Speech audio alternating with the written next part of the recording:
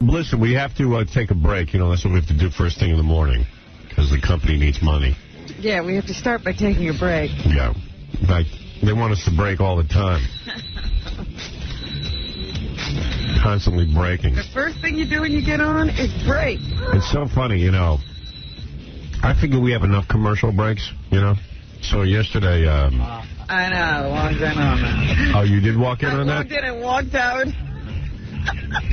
You know, so Tom comes to me, our general manager, and he said, this is unbelievable. I'm sure he doesn't want me talking about this, but I don't care.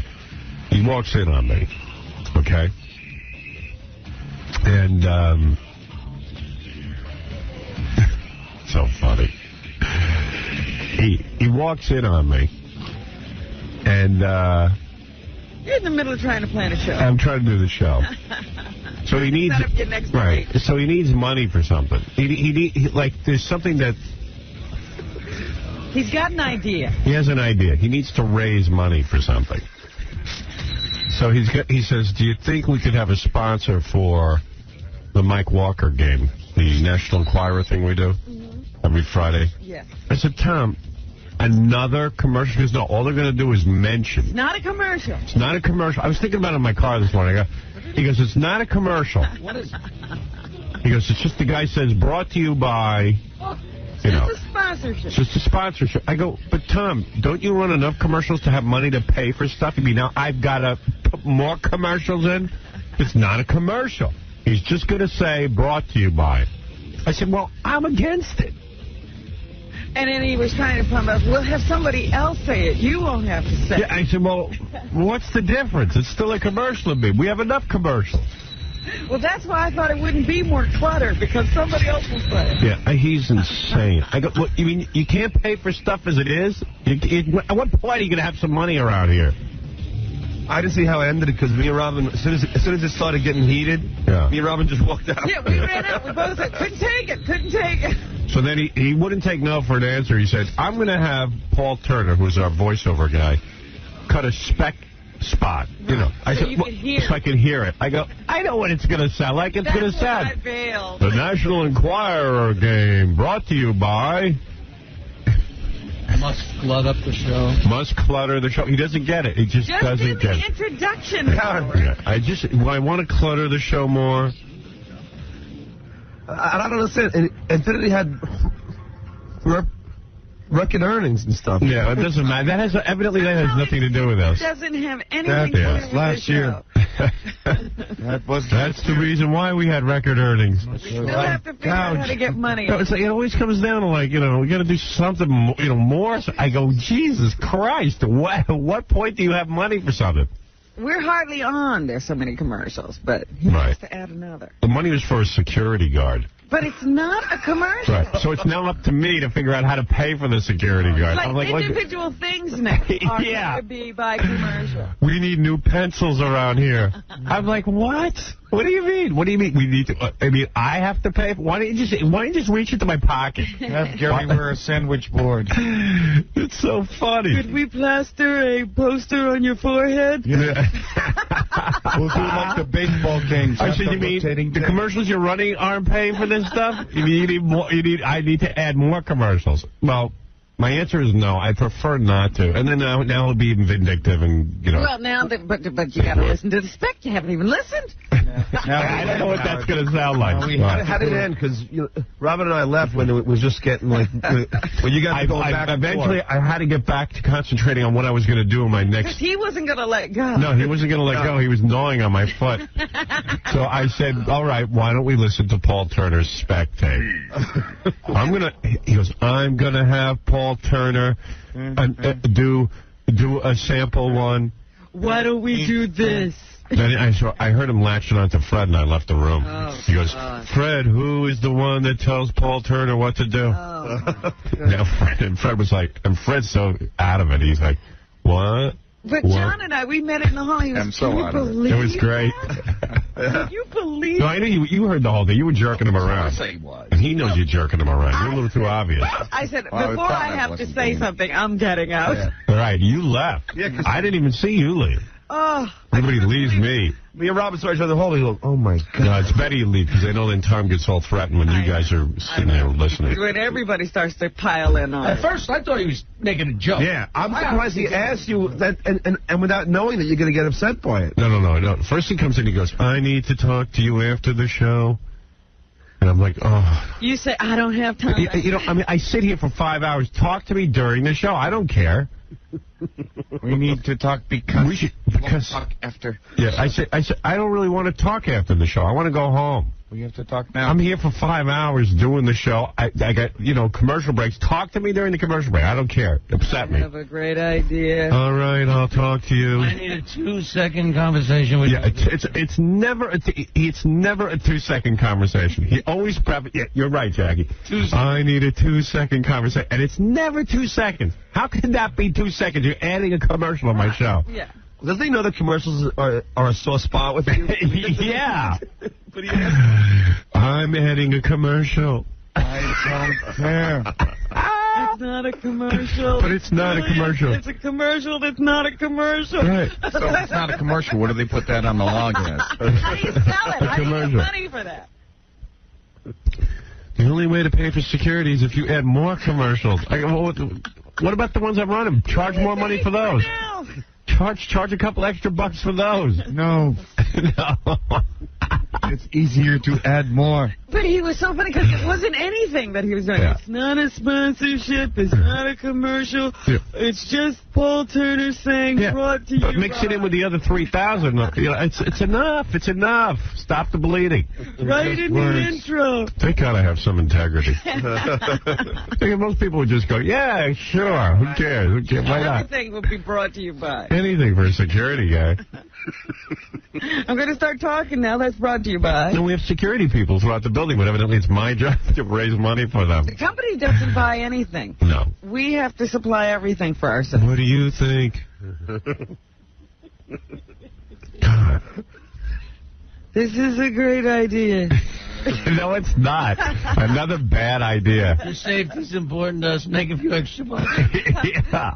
Yeah, we'll pay for safety if you put in another commercial. Let's clutter the show up more. It's not cluttered enough. We're trying to entertain people, so we try to write an entertaining opening to the National Enquirer game. Let's put a commercial in. Let's make it not entertaining. We're protecting you with a wall of commercials. During the show, there's always some intrigue going on. And I didn't talk about it yesterday on the show because I just needed time to calm down. You should have seen your face. I was watching the whole dynamic. Yeah. You were, you know, like... your head was about to explode. Yeah, I sit there and I rub my head and I go, I don't believe I'm in another dumb conversation. And 2 seconds. He never knows how irritating he is. Yeah, I wish he wouldn't have to talk to me about it. I wish he'd call my agent. I tell him, call my agent. Don't clutter my mind up with your crap. And then I'll discuss it with my agent. Robin and I knew that your head was about to explode, though. Yeah, no, he doesn't know it. Left, but he starts leaning further over the console. Because it doesn't matter to him what I feel. It doesn't matter. I'm not a human being. Howard. No. It's not another commercial. It's not. Because you're like, oh, Tom, it's another commercial. It'll only be 2 seconds. Tom, so charge more money for the present commercials and raise money. No. But this is just a sponsorship. I know. Crazy. I'm crazy. I wonder how long ago he thought of that idea, and you know whether it took him like a couple of weeks to work. No, he doesn't get that I'm a human being with feelings. It's just unfathomable to him. It's always like you don't understand. Right. I'm stupid. All right, I got to take a break. Money has to come from somewhere. And usually it's from this show. It's not coming out of my pocket. Yeah. How about another show? Add something to another show and pay for this. It doesn't have to come directly from me. Show. It's out of the time we get to talk. Oh. It's always coming out of the time. You know, let's slice more of the time you talk. Do it. How about like during the afternoon show? Who's on in the afternoon? during the Will Penn Darby show. Spots is something. And pay for it that way. There's a whole other 20 hours. You know what? We can pay for that security guard from the Will Penn Darby show. Right. I mean, or the top 5 countdowns. The Bob and Slappy show. I don't care which show it comes out of. We do like top 5 countdowns in the afternoon. We should just sponsor that. You know? Yeah, I know. Yeah, sponsor the top 5 countdown. Why does it? In other words, if I need a security guy, why does it have to come out? Because it's for you. Right. It's for me. You have to suffer for it. Right. So there's another way to just clog up and clutter the program. Doug, you're on the air. You can't talk. Hey, Howard. Yeah. Why don't we have your bowel movement sponsored by Dial Mattress, and then Robin's period. Wait a second, you're onto something. Tampax people. Yeah, because that wouldn't cost. That would be funny. And all right, I'll suggest that to Tom. Hey, Tom. Okay. We tried that once. We made. In fact, we should play this going into the commercials. So funny. One time we had Gary call Bucky, one of our sales guys. He's like the top sales guy, and say, "Gee, do you think that you can get someone to sponsor Howard's bowel movements?" It started off with burps, farts. And Bucky was like, I think we can do it. In a second. In a second, I could sell that to my computer guys. Did you ever hear that tape? I heard it. You did? Yeah. Okay. Yeah, definitely I did. All right. I've been listening for 17, 18 years. All right. Thanks, man. You want to play that going into the break? I'm going to find it in the book. Oh, all right. So I may have it for you out. He'll read it to you. You're going to find it in the book. I've got a book. Yeah, you don't have to find it. It's all right. All right, if you find it real quick. I don't want to press you. No, I'm doing the best I can, man. No, I know that. I know you are. All right. Listen, let's take a break. We'll hear that some other time. Can we sponsor Fred looking for the commercial? Can we get Fred another? All right, we're going to be back. We got to, you know what? Never mind, Tom. Let's move on. But you know what the funny thing was? You said, at the time, I'm really not into it. And then he kept going. Well, no, you don't understand. It's well, that's my thing, because he then starts leaning further over the console, because you start backing away. He's going to use, like the idea. Yeah, he's going to use all his sales technique on me. You know who he is? You ever see Dagwood and the salesman gets his foot in the door? Right. Yeah. Oh. And then it becomes this tug of war. And once I say I don't think I'm into it, he doesn't give up. He doesn't get it. And then I start rubbing my head and, like, moaning, and he still doesn't give up. The conversation is now 25 minutes. He could sell ice in the winter. Well, you have to relent, because he won't take no. He's a rabid wolf. He's right behind that no is a yes. No is a yes. Yes is a no. Obvious, so could you just fill your face full of food and put your nose right to what you're reading. Right. And it's all the way down. It's like it's so obvious you don't want to be bothered. Right. And then he starts pulling on the hair. Tom is still talking. Yeah. Are you listening? Anyway, we got to take a break. We'll be back right after these words. I was upset last night anyway. I couldn't even think straight. Why? I had a weird experience with a photographer on the streets of New York. Oh. It was very, very odd, and I'm still perplexed by it. The guy was just being a dickhead. You know, I'm walking down the street with my friend. Mm-hmm. Of course, she was a woman. As soon as they see me with a woman, they want a picture. So, you know, I accept that. Well, listen, that's part of the deal. I'm walking, the guy's shooting and shooting and shooting. Boom, boom, boom, boom, boom. It's almost like a terrorist, you know. Boom, boom, boom, boom, boom, boom. It's an attack. And it's like, you know what? I start to think. Yeah, he's got enough pictures at a certain point. Yeah, and I start to think, gee, I didn't come out here today to be. You know, everyone is walking on the street here. I didn't come out here today to be in a photo shoot. Mm-hmm. If I want to be in a photo shoot, I'll go hire a photographer somewhere. Right. Pose, get dressed. I don't really. I'm not here for this guy's photo shoot. It's terrorism. I don't care what you tell me.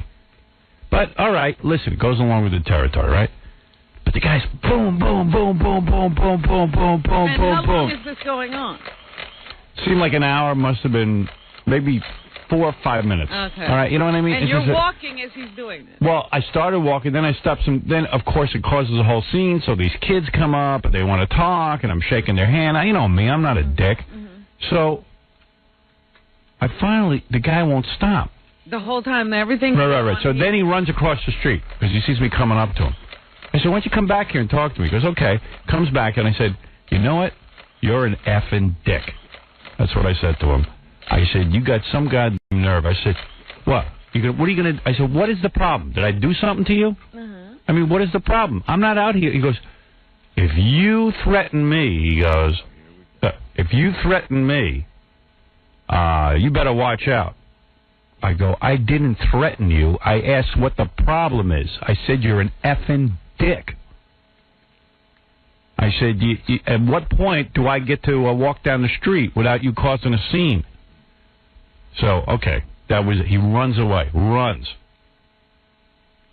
Because believe me, I see why you guys want to pop these guys. Yeah, I was going to say, are you going to turn into Sean Penn? No, I ain't going to turn into Sean Penn. Besides, I'll get my ass kicked if I turn into Sean Penn.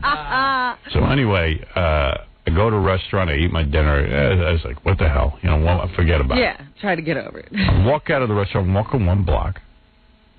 There he is. Wait a second. Oh. A car pulls up, runs over my shoe. Now, I got a big shoe. Thank God. The tip of my shoe gets caught under the cab. The cab comes to a screeching halt. The guy's in the back seat snapping away. Are you kidding? And I'm like, what the hell? And it was dark outside, so like my eyes are blinded. I'm going, what is going on here? No one. That's how Lady died.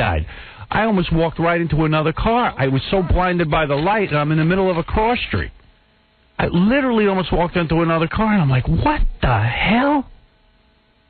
See, at that point, he's not even looking for pictures. He's just going to show you. He was using it like a gun. Right, exactly. So then I went, what is he doing? He's creating a story. So I'm walking down the street, and a couple of people walked up to me, and one old guy, I don't even think he knew who I was, goes, that guy's an ass. I go, I know, I don't know what's going on. I start walking some more. The cab pulls up again alongside me, starts snapping away. At this point, I'm pissed. I'm ready to whack this guy. But, okay, I know that he's trying to bait me. He's trying to get me into something. All of a sudden, I turn, and the guy's there, and he's snapping away through the window, and I go up to the cab now. Because I'm going to yell at the cab driver because he hit my foot, and I want to get get his license plate number because the guy's going to have his license taken away. I go up to get it. The guy screams. I'm not even talking to him now. I'm talking to the cab driver. This is what I'm involved in. This is my night. So it's like being in Palestine. So I go up to the cab driver, and the guy goes, I'll teach you. The guy in the back, he goes, what does he exactly say? He says to me, I tell you, this place is nuts. He goes, you better not mess with me. You threatened me. Now, wait a second. I walked out of my house. I don't know who this guy is. All I know is he started in with me. I didn't start in with him. You threatened me. You better not threaten me. I go, you better watch your effing mouth. Because you know what I'm going to do to you? Now I am threatening you. Here's what I'm going to do to you, you ass. I'm going to find out who you are, and I'm going to have every one of my listeners walk around with cameras and flash them in your face and run by in cabs and hit you on the foot. So it's turned into this whole thing. And as I'm talking to him, he's snapping away with the glass rolled up so I can't get to him. Do you have any idea who he's shooting for? No, he's a freelance guy who lives in my neighborhood. It was so ridiculous. You know, it's weird because, Howard, they showed this guy. It was just silly. It was just silly and dangerous, quite frankly. And the cab driver should be arrested for Why didn't you call the police? Well, it's really funny you say that because I walked down and I saw some cops on the corner, and this guy was long gone. Where am I going to go? And you know what? I got a life. I don't want to sit there and be involved in this. That guy, if the police had come, he'd think twice about it the next day. Yeah, well, you know what? I just wanted to go home and get some sleep. It was already getting close to 8 o'clock. I wanted to watch Friends. I just want to have, it was silly nonsense. It was hijinks. It was just like, wow, this is stupid. This is just dumb. But you should never get into... This is the Stedman Graham... Right. That guy thing different. that we're talking... No, I didn't yell at anyone. Not any different. I didn't hit anyone. Not any different. You're the celebrity. And you're wrong. No. Oh, yeah, right. Automatically, I'm wrong. Yeah. You're the celebrity, and no matter what, you're wrong. You're wrong. Alec Baldwin got in trouble because they were trying to photograph his baby. Son, yeah, or all he did was he put shaving cream on the guy's window. Yeah, but you can't touch anybody. That's the rule. You can talk to these guys, but you can't touch them. But I'll tell you, if that guy hangs with you long enough, he'll bait you. According to them, you can't even talk to them because then you get into a situation like that. You started it. Whatever. No, he started it. No, I'm saying as far as he's right, yeah. You that logic was driving me crazy because I'm going there. This guy's like, hey, man, you started with me. Right. He was there. Yeah, because I noticed he was there, and the guy's just shooting away. I say, I started with you, dude. You're the one who built your day around ambushing me. As far as he's concerned, he's just doing his job. Yeah. The moment you say something to him, you start. Yeah, right.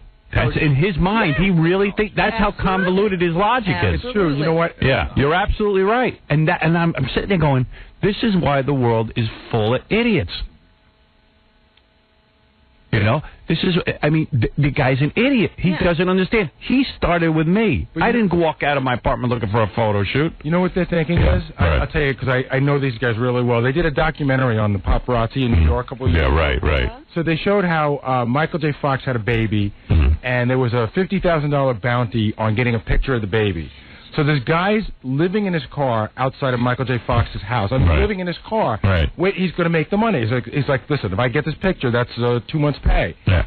So the guy that's making the documentary says, do you ever feel bad about this?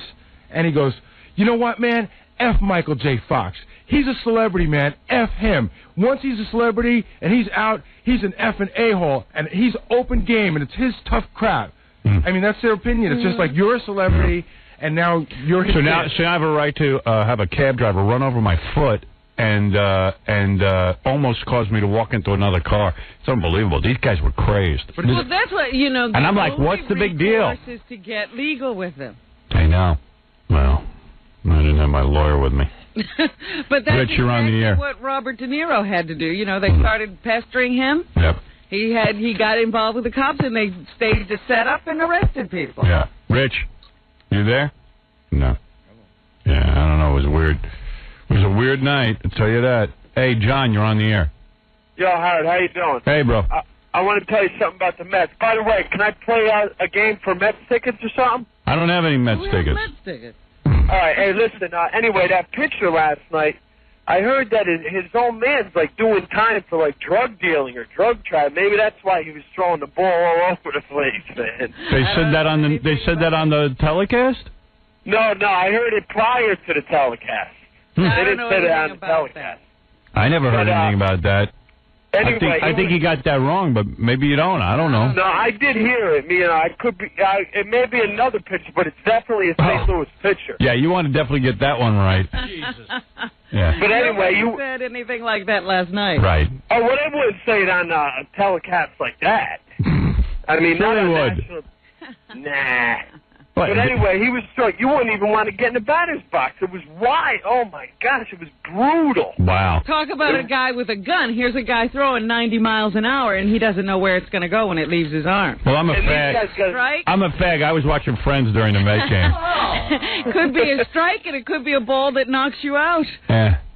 Yeah, but also, by the way, they do this stuff. I just like that the guy throws a few. I just like that the guy throws a few wild pitches, and now his whole family is addicts. I mean, no, but just throw the goddamn ball. I think Robin's making more sense about that. They had to change his whole pitching stance around and all that because his. He was injuring his arm because of the way he threw. Hey, dude, I got to go. I got to take a break. All right, later. Good. Later. Take care, man. All right. And they were saying, you know, he's a young guy. And this was the beginning of his career, and he was having a great career, and this could be a career-ending situation for him. Right. We got to take a break, and we'll be back right after these words. With a lot of stuff. I'll give you more information on the Halloween promotion and everything. Freddie, what are you doing, bro? I hear you. Really, man. Shut up. Sit down. I am sorry. Oh, my. Oh, yes. Oh, yeah! I told you not to be stupid, you moron. Yes, sir! That's a good one. Yes, sir! That's a good one. The Howard Stern Show. Oh, my God! The Howard Stern Show. The average radio listener listens for 18 minutes. The average Howard Stern fan listens for, are you ready for this? Okay. An hour and 20 minutes. How can that be? Answer most commonly given, I want to see what he'll say next. Fine, but what about the people who hate Stern? Good point. The average Stern hater listens for 2.5 hours a day. But if they hate him, why do they listen? Most common answer, I want to see what he'll say next. Right. You heard it right. That is from the most fabulous movie, Private Parts, starring Howard Stern.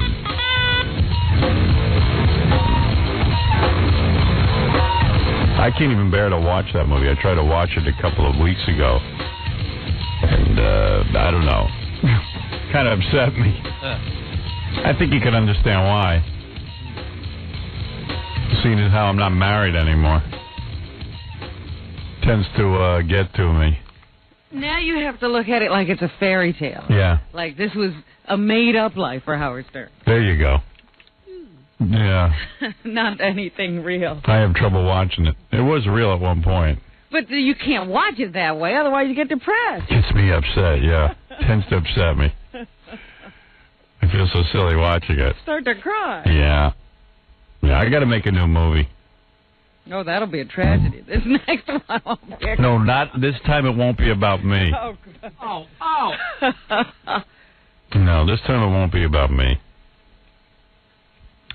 Well, everybody who was in that movie is doing pretty well. I got to tell you, first of all, Allison Janney just won the Emmy for West Wing.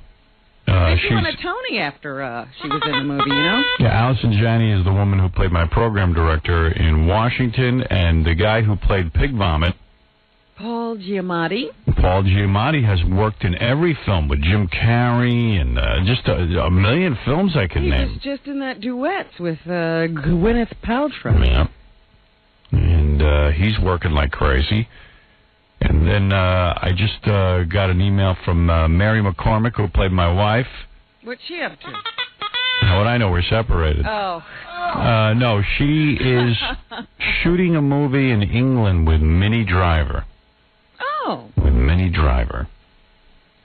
And she's got a whole bunch of things going on. And then who else have I heard from? I don't know. Did she also do a stage play in England? And she's been working. Working nonstop.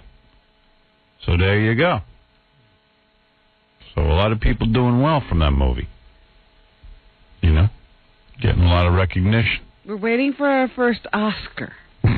Yeah. They usually don't come about 5 years after the movie's been released.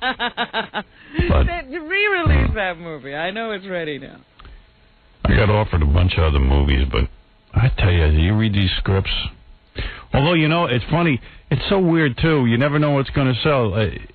I was always afraid to make the Fart Man movie. I always thought it was great, and then I realized I should have just made it and screw it. But You're ahead of your time. Yeah, I put a lot of thought into these things, and sometimes too much thought. While you're thinking, other people make a movie. I know. Other people don't care. And not to mention that from Private Parts, Betty Thomas is a household word now as a director. Yeah. You know. She works all the time, too, and is producing and directing now. And me, I'm still sitting here.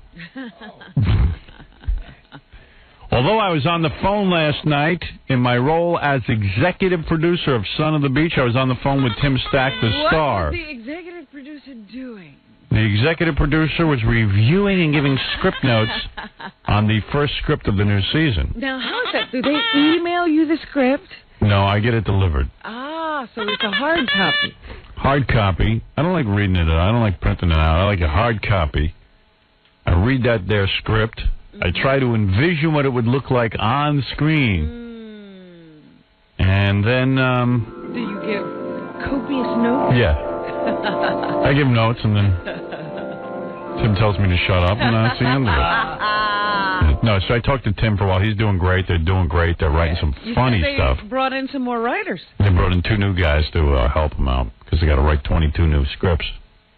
It's a lot of scripts. But the guys, the original 3 writers, will be writing all of the scripts with these 2 new guys. Yes, they won't be letting those 2 new guys off on their own. That's right. Can't have that. Show's way too important.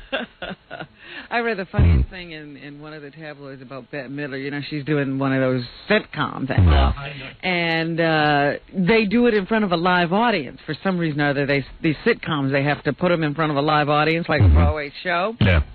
And during one break, Bette Midler starts screaming at the director, "This script isn't funny. We need this, we need that." And she's cursing him out, and her mic was still on. Oh, and the good. whole audience. They should have put that in the show. Oh, I was like, man, that's great. That's a good show. And then she realized that her mic was on, and she was like, "Oh, just kidding."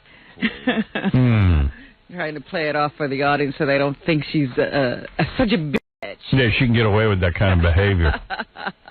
Doesn't fit her public persona. That's what they ought to show in that TV show. It would be a hit. Yeah.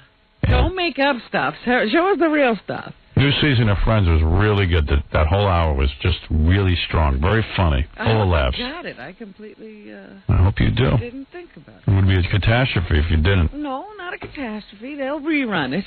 The season premiere of Star Trek Voyager was real good. This is the last season for Star Trek Voyager. You saw the season opener. 2-hour.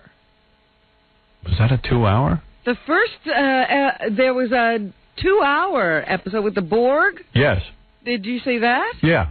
Was that 2-hour? Yeah. Oh, I didn't realize. Oh. Someone gave it to me on videotape. I didn't realize it was 2 hours. Yeah. It was good. Excellent. Yeah, that's a good show.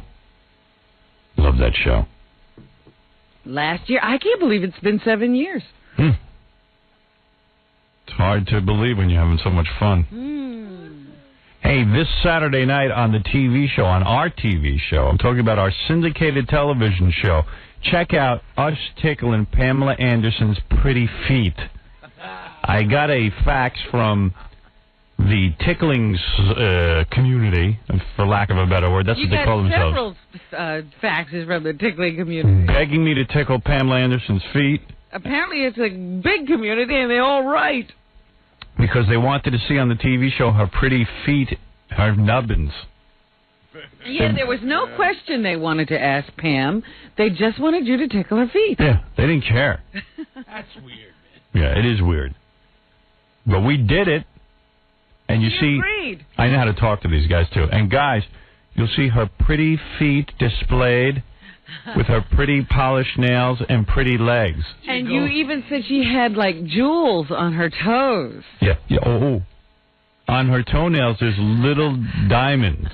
You go between her toes. So her feet are very prominently displayed and very pretty. And she takes care of her feet. And when we're tickling her, she laughs so uproariously that panties can be seen in her skirt. Well, she tries to struggle and get away. Yeah, that's the lingo. She tries to struggle and get away, and when she's bad, I tickle her more. Hey now. Right. Hey now. I've read enough literature to know how to talk to these guys. When she tries to struggle and get away, we restrain her, holding her pretty legs and feet. Holding her by her ankles. Yeah, we harness her manually, in addition to using ropes around her ankles. Both digits and feather. Right. Now, where are they This at? country has too much free time. Are they at where, like, they love to play with feet? Yeah. Because that's their foreplay, or is that... No, they can actually orgasm. That's the end product. Yeah, but they can have a happy ending just from feet. Yeah. That's all you need. That's all you need. Can you imagine that's all you need? Oh. I remember doing it and not really being all that excited. You certainly couldn't have stopped there. No, I needed more. I ain't saying I didn't want her. It's like you'd do it if it was getting the other person. Oh, yeah. If it would lead to more for you. And then as an additional bonus, we get Natalie in there, and you get to see her pretty feet. Her pretty nubbins. Also, they call them nubbins, not cities. Stuttery John goes on location in the Miracle House, and we get some great Gary animation, which you've now seen, and it's great. Yes. Oh, my goodness. Gary's teeth animation, so good. You have to see that. It's very, very wonderful. Beautiful animation. Beautiful. You can't go wrong. You can't go wrong. It's very funny. Oh. My both. Okay, now, just to clear up something before we went to break, a caller called in and said the guy who was pitching so wildly for St. Louis in the Mets game last night, maybe it had a little bit to do with the fact that his father was in prison. Well, listen to this. The father of Cardinals rookie pitching phenom, 𝗦𝗵cie𝘄. That's the guy. Was sent to prison a couple of months early Tuesday for a drug conviction from last year. 𝗦𝗵cie's 6-year prison term was set to begin July 24th, but he was arrested last week for allegedly throwing a loaded gun out of his moving pickup truck, so a judge ordered that he begin the drug sentence immediately. Throwing a loaded gun out of his pickup truck. He can count on a day pass pretty soon, though, because he's still got to be tried for last week's gun charges. Oh, my. I guess there's going to be an empty seat in the players' family section at Busch Stadium for a while. This is from the newsletter, jerkoftheweek.com. Whatever that is. I don't know why he's a jerk. The father might be one, but... I think they're saying the father's the jerk. Oh. Yeah, and then it says here, the Cardinals' 𝗦𝗵cie𝘄 is one guy who will never take his father to school on career day. While waiting to be jailed for his role in a cocaine and marijuana trafficking operation, the father of the pitching phenom was arrested Wednesday for allegedly throwing a loaded gun from his car. Police chased the elder 𝗦𝗵cie𝘄 after a motorist complained that a man in a pickup truck had pointed a gun at him. Yeah, this is from the internet. What do you think? It looks pretty official. Yeah, sounds real. Yeah, and then here's a story by the Boston Globe saying that the same thing. You know. I always think it's funny when you have to hide your parents because they're the ones who might embarrass you. Because they're out of control. You know, you just got some prominent guy with a kid who's out of control. Well, in the good news department, as far as we know, his mom is clean. Okay, so... So far, so good. So far, so good. Nobody get too upset. All right, let's take a couple of phone calls, say hello to the folks, because everybody's on the phone. Let's go to Paul. Paul, you're on the air. Yeah, how you doing, Howard? All right, what can I do for you? I just called up to let you know what an a-hole Robert De Niro is. Robert De Niro, the famous actor. He's in the hit movie, #1 movie of the... Meet the Parents? Yeah. Robert De Niro? Why is he a jerk? We had a few encounters at him where I work. He's, God forbid you get a glimpse of this guy. You know, he's like God's gift to this earth, cursing out people. The room service guys, oh, forget it. He didn't even want people to get a glimpse at him, even just to acknowledge him or none the fact. This guy, he's really, I think he's put himself on a high pedestal, too. Do you understand what he's saying? No. I don't either. You don't understand? What did he do? I don't understand what he did wrong. Just a few things. Where was this that he did something wrong? At this hotel where I work at. Oh, you're in a hotel. Boy, Exactly. getting information from people is like pulling teeth. I think what it is, they must tell John this story first, and then they think we know what they're talking about. And they start in the middle or something. Yeah. I thought John maybe gave you the rundown or something. No. All right, well, anyway, this guy from room service goes up, right, to give him his meal. So this guy's talking to him at the other end of the door, De Niro, and he's not opening the door to sign the tickets to the guy. So they're going on like for 5 minutes, and this guy's really like, he's cursing him out. He finally opens the door, grabs the ticket out of his hand. He said, I'm not signing anything. Grabs his breakfast, slams the door, and then calls down and tries to have the guy fired practically, just for the guy doing his job, you know? This guy, he's really a project. He's Bobby D. Runs a good restaurant, I'll tell you that Japanese joint. Good service over there. Good service over there. Hey, thanks, bro. No problem. All right, there you go. No idea what happened, and that guy wasn't really involved with Bobby D. Right. He just heard from another guy. Yeah, you can't bad rap Bobby D. Now, unless you see Rocky and Bullwinkle. Right, then you can bad mouth him. Sound like that was Al Pacino on the phone or something.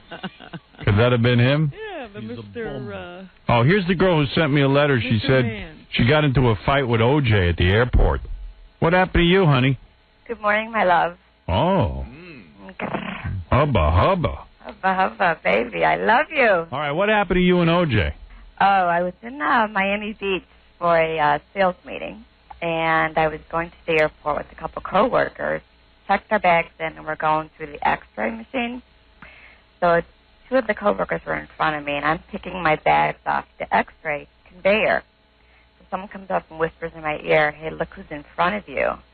And I looked again. It was freaking OJ. I see OJ. I see OJ. He be looking scared. He be looking scared. Look out. Yeah, so what happened next? So then I looked at him again, and I said, when I heard the verdict, if I ever see him, I'm going to call him a murderer. Mm-hmm. So, So my heart started beating, and like I said, when I looked at him, I just couldn't believe it was him, and he was like looking me up and down and giving me a big smile, like I was going to run over there and like, okay, I love you. Are you a hot chick? Of course I am, sweetheart. What do you look like? I have blonde hair. Of course. Blue eyes. Mm. I'm a size 2 petite. 2? You know how small 2 is? You know how small 2 is? How tall are you? I'm 5'1". 5'1", with a size 2. Petite. Yeah, very. My niece is telling me, who's so skinny, she's a size 4. Right. Yeah. Size 2. And she's barely, you can barely see her. Pam Anderson is a right? size 2 on You know the my bottom. niece, Jackie. She's very thin. She's a 4. She's a 4. But if you look, think of Pam Anderson, how small she is, that's a size 2. Pam Anderson's a size 2? On the bottom, not on the top. You must be tight, sweetheart. Yes, I am. And yeah, you're size. Well, how big are your boobies? See, that's what they're okay. Bees? I do need to come in for a breast exam. Oh, I would good. love to meet you, my angel.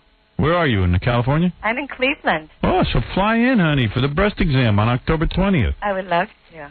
Let me examine you. Yes, I would love that. Maybe it'll be a little kismet here. Ooh, yeah. I need a size 2. Oh, yeah. I think we'd be a perfect fit. I only have a size 5, 6, and 7. I don't have any 2s. I would love to. But you have to, what, do you fit a size 2? Would I fit? Oh, believe me, I have a size 2. we would be a perfect fit. By the way, I have a size 12 nose. So we'll fit fine. Sure I fit. In fact, it might be a little snug. All right, sweetie. So go ahead. So you said one day, what were you wearing? A mini skirt?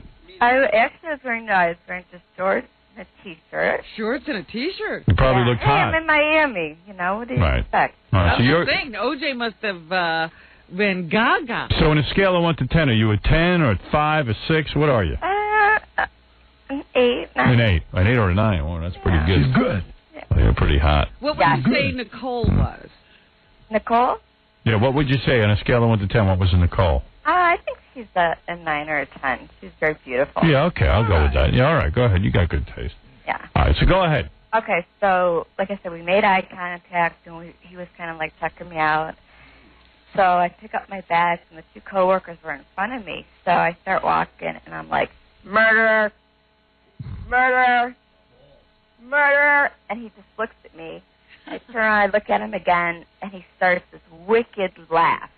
And I'm like, murder. Wait, did it sound like this? Yeah, Max. Exactly. It was wicked. It was really creepy. It was really creepy. No. So that was the end of it. My coworkers were like, oh, my God, we're going to get thrown out of the airport. What, are you crazy? So I kept walking, went to our gate, and I sat down for a second. I'm like, oh, this is it. I got to go back and find him again because this is nuts. I couldn't believe that he laughed, you know. So I threw my bags down, and my coworkers were like, don't go, because we're going to get thrown out of the airport. I'm like, forget that. You know, the guy's a creep. So I go looking up and down the gates, looking for him again. Oh, my God, you're out of your mind. She's on a mission. You know what it is? She got away with saying murderer. Now he didn't kick her ass. Now she's starting to think she's powerful. Well, she didn't get the reaction she wanted. He just laughed at her. You wanted him to kill you. To prove he was a murderer. All right, so go ahead. Yeah, so you go looking up and down, and then do you find him? Yes. And what happens? So I am like ticked off because I didn't really see him. So I look up, and there he is standing. He's standing with one of his bodyguards. So he taps. He's like 20 feet ahead of me and like 15 feet to my left. So I'm walking up, and he taps his bodyguard on the shoulder, and he points at me and like does his finger up and down, like, oh, who does she think she is? So I'm like, murder. He's like, midget. I go, murder. And he's midget. And I'm like, murder. He goes, honky. And I said, murder. I'd rather be a murderer than a midget. Or honky, then. All right. He said honky? Yes. He said honky. So we were like going at it. People around me were just like laughing and like, yeah, go get him. So I turn around, and it was like a dead end. I couldn't really go anywhere, and I'm like, oh my God. You know, do I turn around and walk past him again? I'm like, oh, screw it. I'll do it. So I turn around, and he's looking, he's just like laughing, and... Okay, yeah, get to the end. So he taps his bodyguard, says, shut up, B. And I just, kept going, and I'm like, we just kept going at it. Murder, honky, murder. And that's the end of the story. Yeah. All right, there you go. So that was my... 3 or 4 encounters of calling O.J. a murderer. And him calling her an idiot and honky and midget. I know. It's horrible. Well, there you go. Well, come in for your breast exam. That's October 20th. It's mammography day. Well, can I talk to John or something? Yeah, hold on. Hold on. I'm looking forward to feeling you up. I love you. I love you. I'm looking forward to feeling you up. I mean, giving you a breast exam. All right, hold on. Hey, and if you can, bring O.J. in. I would love to. All right. There you go, a celebrity encounter. That's pretty funny, because O.J. says, he only meets people who like him when he's running around. Oh, she likes him. Sure. I think in O.J.'s world, she does. Had a good time. Yeah, you had a good time, right, O.J.? Had a good time. Yeah, okay. By the way, I received several faxes about my conversation yesterday with Stuttering John's alcoholism because it said that's completely false, his whole math about for every beer you drink. An hour and the beer goes away? Yeah, and he says, tell that drunk John you burn 0.25 or 25% of a beer an hour. All right, so, and that makes more sense to me. And little Jackie's in here arguing about that. It's true, it's true. Well, now I see where John gets all his information from. Right. Jackie goes, no, it's true. Every hour you burn off a beer. And you know that's not true because... When you drink a beer, I think it's 0.02 goes into your system, and an hour wears away 0.02. No. He says it's 25% of 0.02. And 5 beers in an hour makes you 0.1, which is the legal limit, or it used to be. Again, I think your math is fuzzy. I took the stupid fuzzy math. You got fuzzy math. That's it. That's something fuzzy. All right, on my phone is Leanna. I'll tell you who Leanna is real quick, and then we'll talk to her after the commercial break. It's funny, that advice to Casey corners me yesterday. He says, I went to the Jet game on Sunday, and I got to admit I was jealous of those guys. I said, jealous of which guys? He goes, the Jets.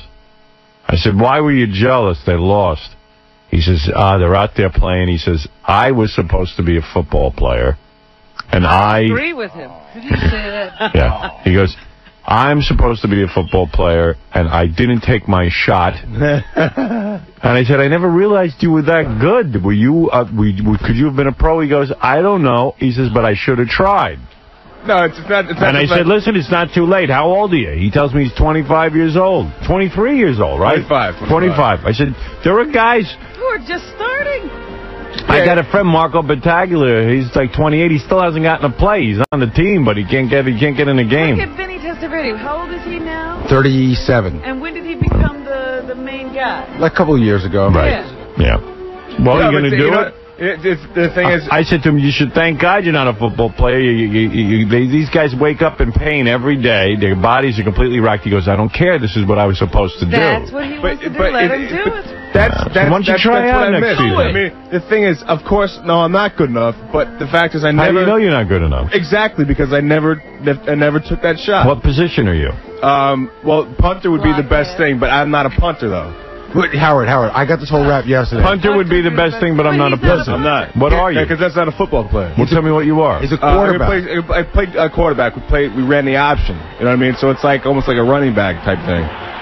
I'm naive. You ran the option? We ran the option. That's an offense that you run. Right. And it's like you don't pass it all. You run the ball all the time. So you would come in just for the running? So when you come in, everyone would know they're going to run the ball? No. That's just an offense that we run. You should know that the option is virtually non-existent in pro football. You can't run it. You know? That's a college. It's a college. So how are you going to be a formation. football player? No, I'm saying I think my best thing would be to try and play special teams, which are like punting. Right. Punting, kickoff. Well, why don't you go camp and kick a few balls and see if they... You know, I'm thinking about it. You know, I would definitely... You consistently get it over the goalpost?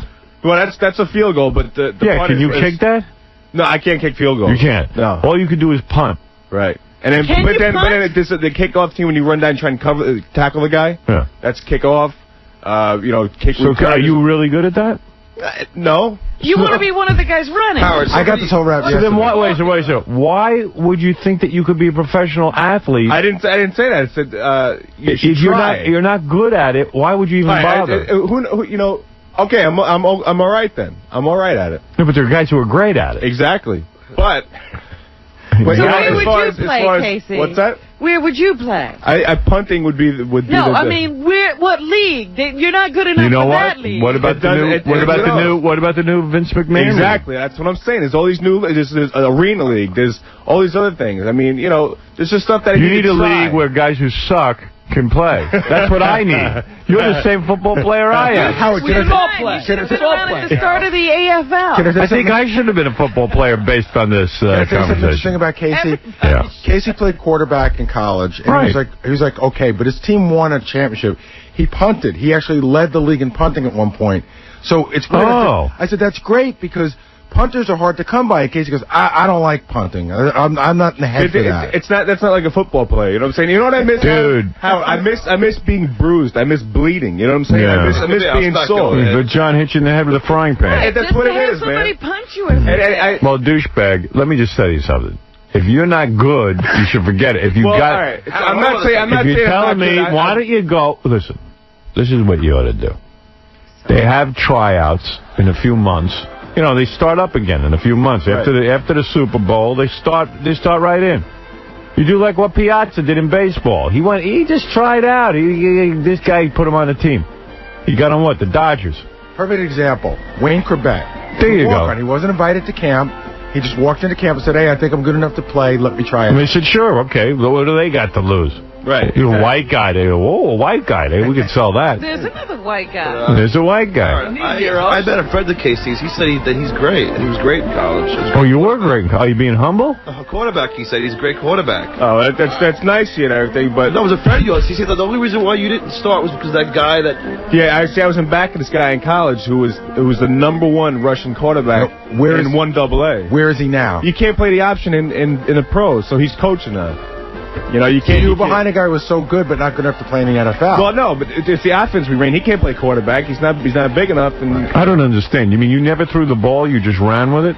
Pretty much. We would. So how did you guys ever throw the ball? Not really. You'd throw the ball maybe 10 times a game.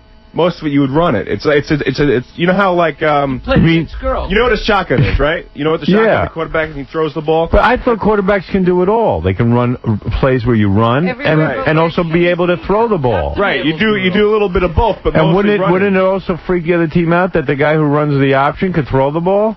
Right. Like wouldn't you want a guy who could throw the ball in there? Yeah, but you know the guy. I never heard of a quarterback that I could play that. There are some coaches who would rather have total control of the game.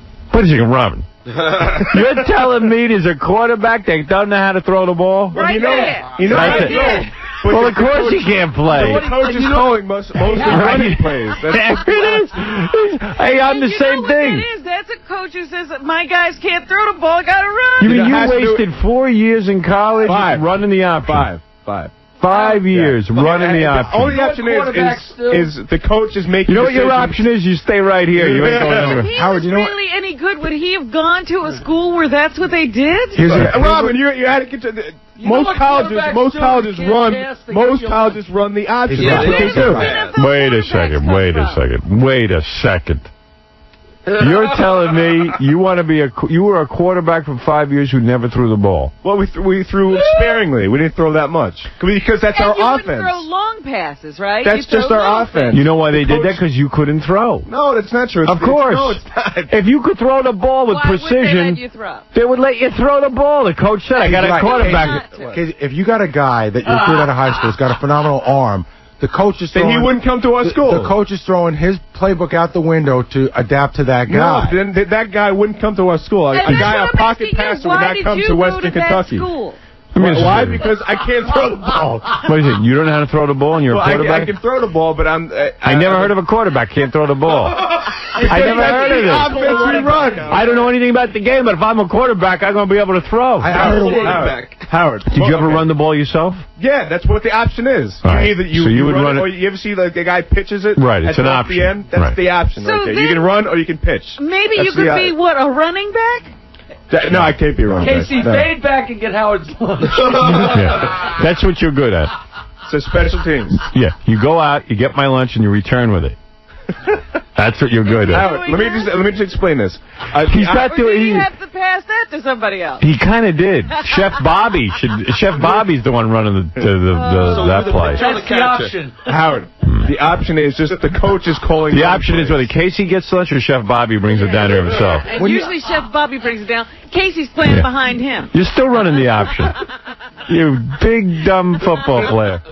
Howard, it's the coach. What a career! The coach is calling running plays. And I don't care. I would kick the coach in the crotch. But that's what I'm saying. He had a coach who knew he couldn't throw. So you're telling me that you have some sort of ability to kick the ball, punt the ball, which is a big specialty, Howard. Right. So why don't you go try out for that? Who's stopping you? Yeah, right. You know what? And punters don't have to be in shape. So he's so silly, Howard. There are some teams that I've seen teams go through 3 punters in a season because a punter is really important to the team. So here he's got this talent. Yeah. That might be his best asset. And I only did it for 2 years in college. And do it. But you were you leading something? You were leading the league. I did all right. Yeah. Well, tell me you brag a little. Let's see. I was one time I was conference player of the week. What does that mean?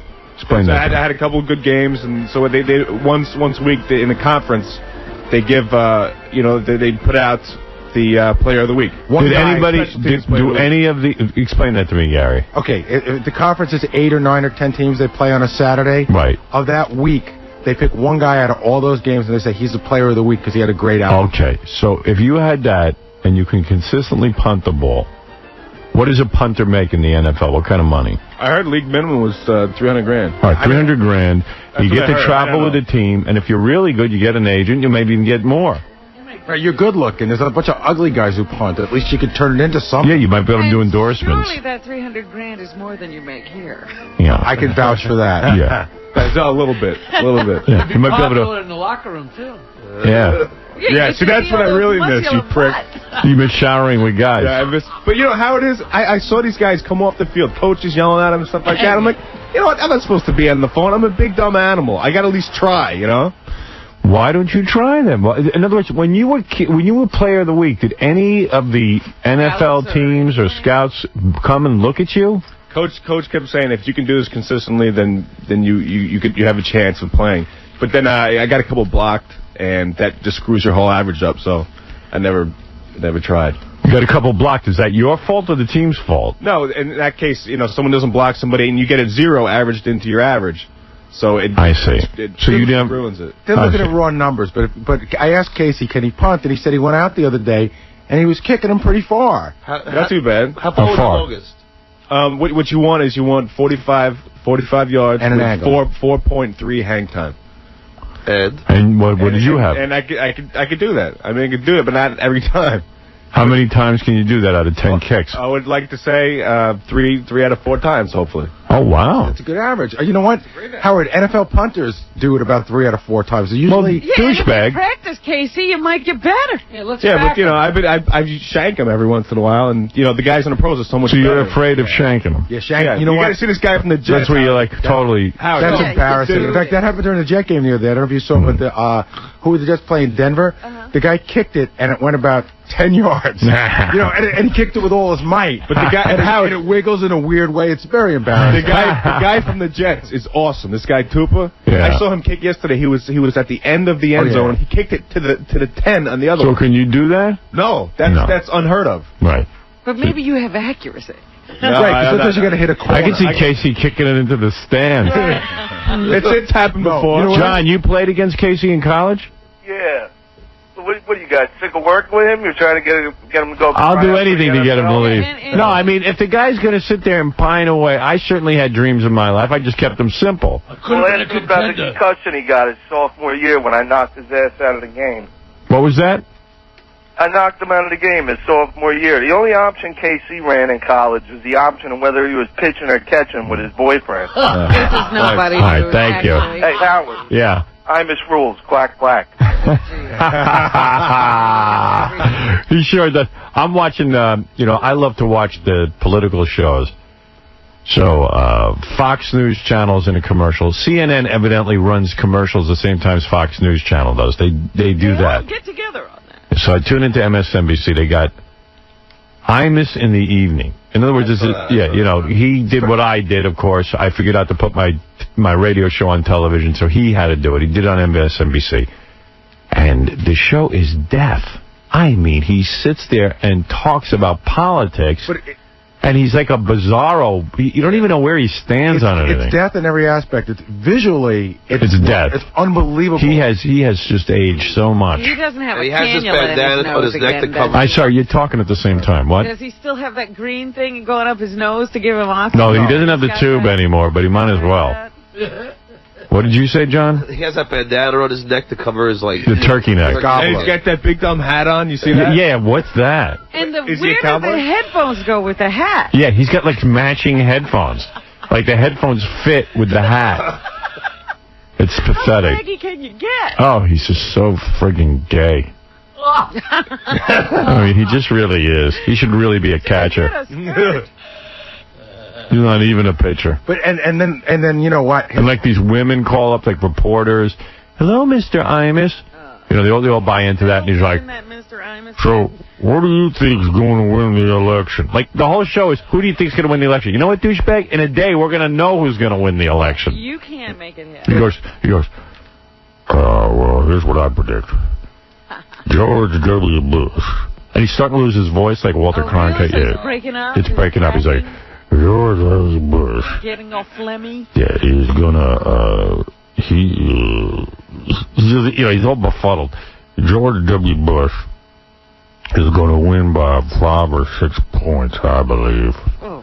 And I'm gonna vote. I'm gonna vote for George W. Bush because, well, I don't even know who I want to vote for, but I'm just gonna vote for him. And you should vote for whoever you want because that's what I'm doing. Well, thank you. This is what the show is. I mean, I'm listening to this. I go, what is this guy's like?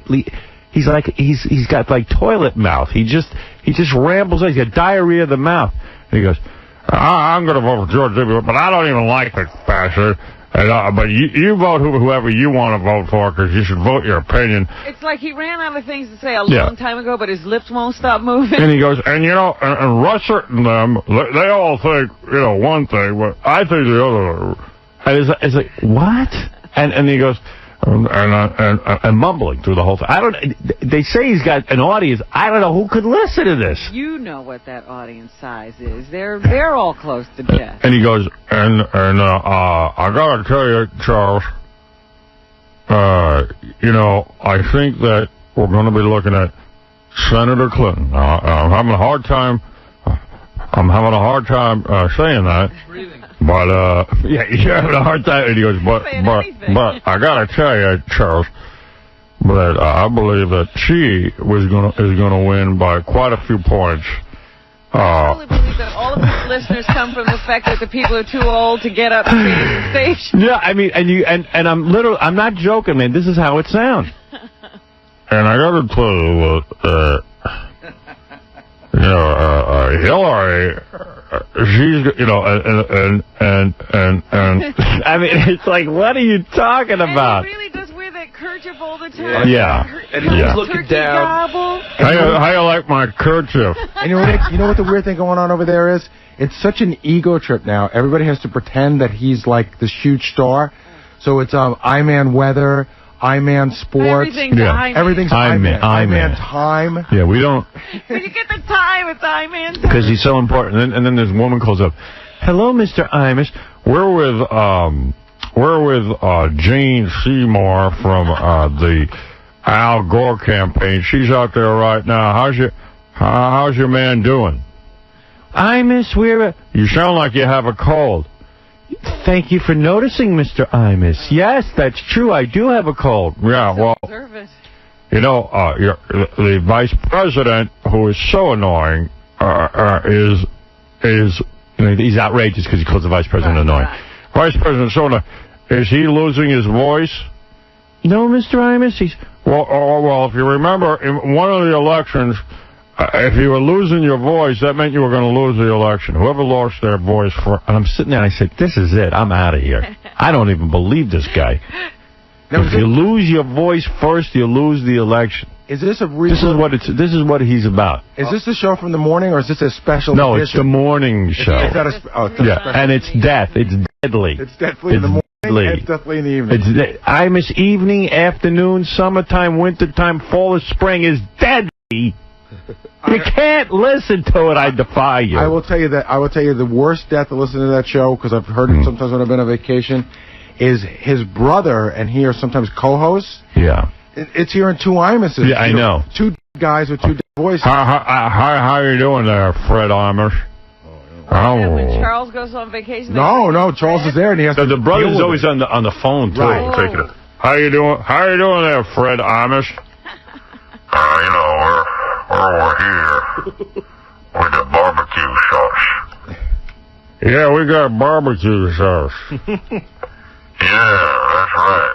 I love the old Imus who, at one time in his life he didn't care about anybody. Now he's found people to love. Yeah. He loves his wife, who's the best woman he's ever met. I love my brother. I love my brother. I love my crotchety old brother. I think the deal with the brother is that the brother's like some loser who needs Imus's, radio show to promote various bad products. And I think one of the things the brother does now is he lives on the ranch for dying kids and helps run that. Yeah. So he has a place to live and he helps them. And distribute the products for him. Yeah, way to go. In other words, he's his butler. It's manservant. Manservant. It's the brother who could never get anything going, and always has some wacky idea, and now he's got this idiot with a radio show trying to sell his barbecue sauce. Because remember at NBC, in the hallways, you would hear him complain about how his brother had called him for money again for some idea that he didn't want to be part of. Yeah, right. Instead of just giving him money now, he just helps him sell stuff? Right. Yeah, and has him, work at that ranch, which is a whole big tax write-off.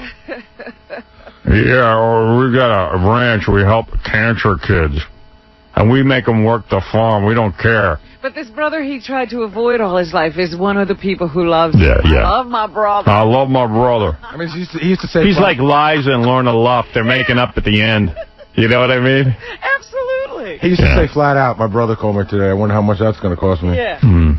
Yeah. But now he knows his brother loves him, and he loves his brother. Think about my sister and me. We don't ask each other for a dime or anything. It's just really pleasant. It's a pleasant relationship. You like to get her phone calls. You don't worry. Your skin doesn't start to change. Yeah, she doesn't call me up and go, I'm in the kitchen making barbecue sauce. I'm wondering if you could sell it to your audience, a bunch of dopes.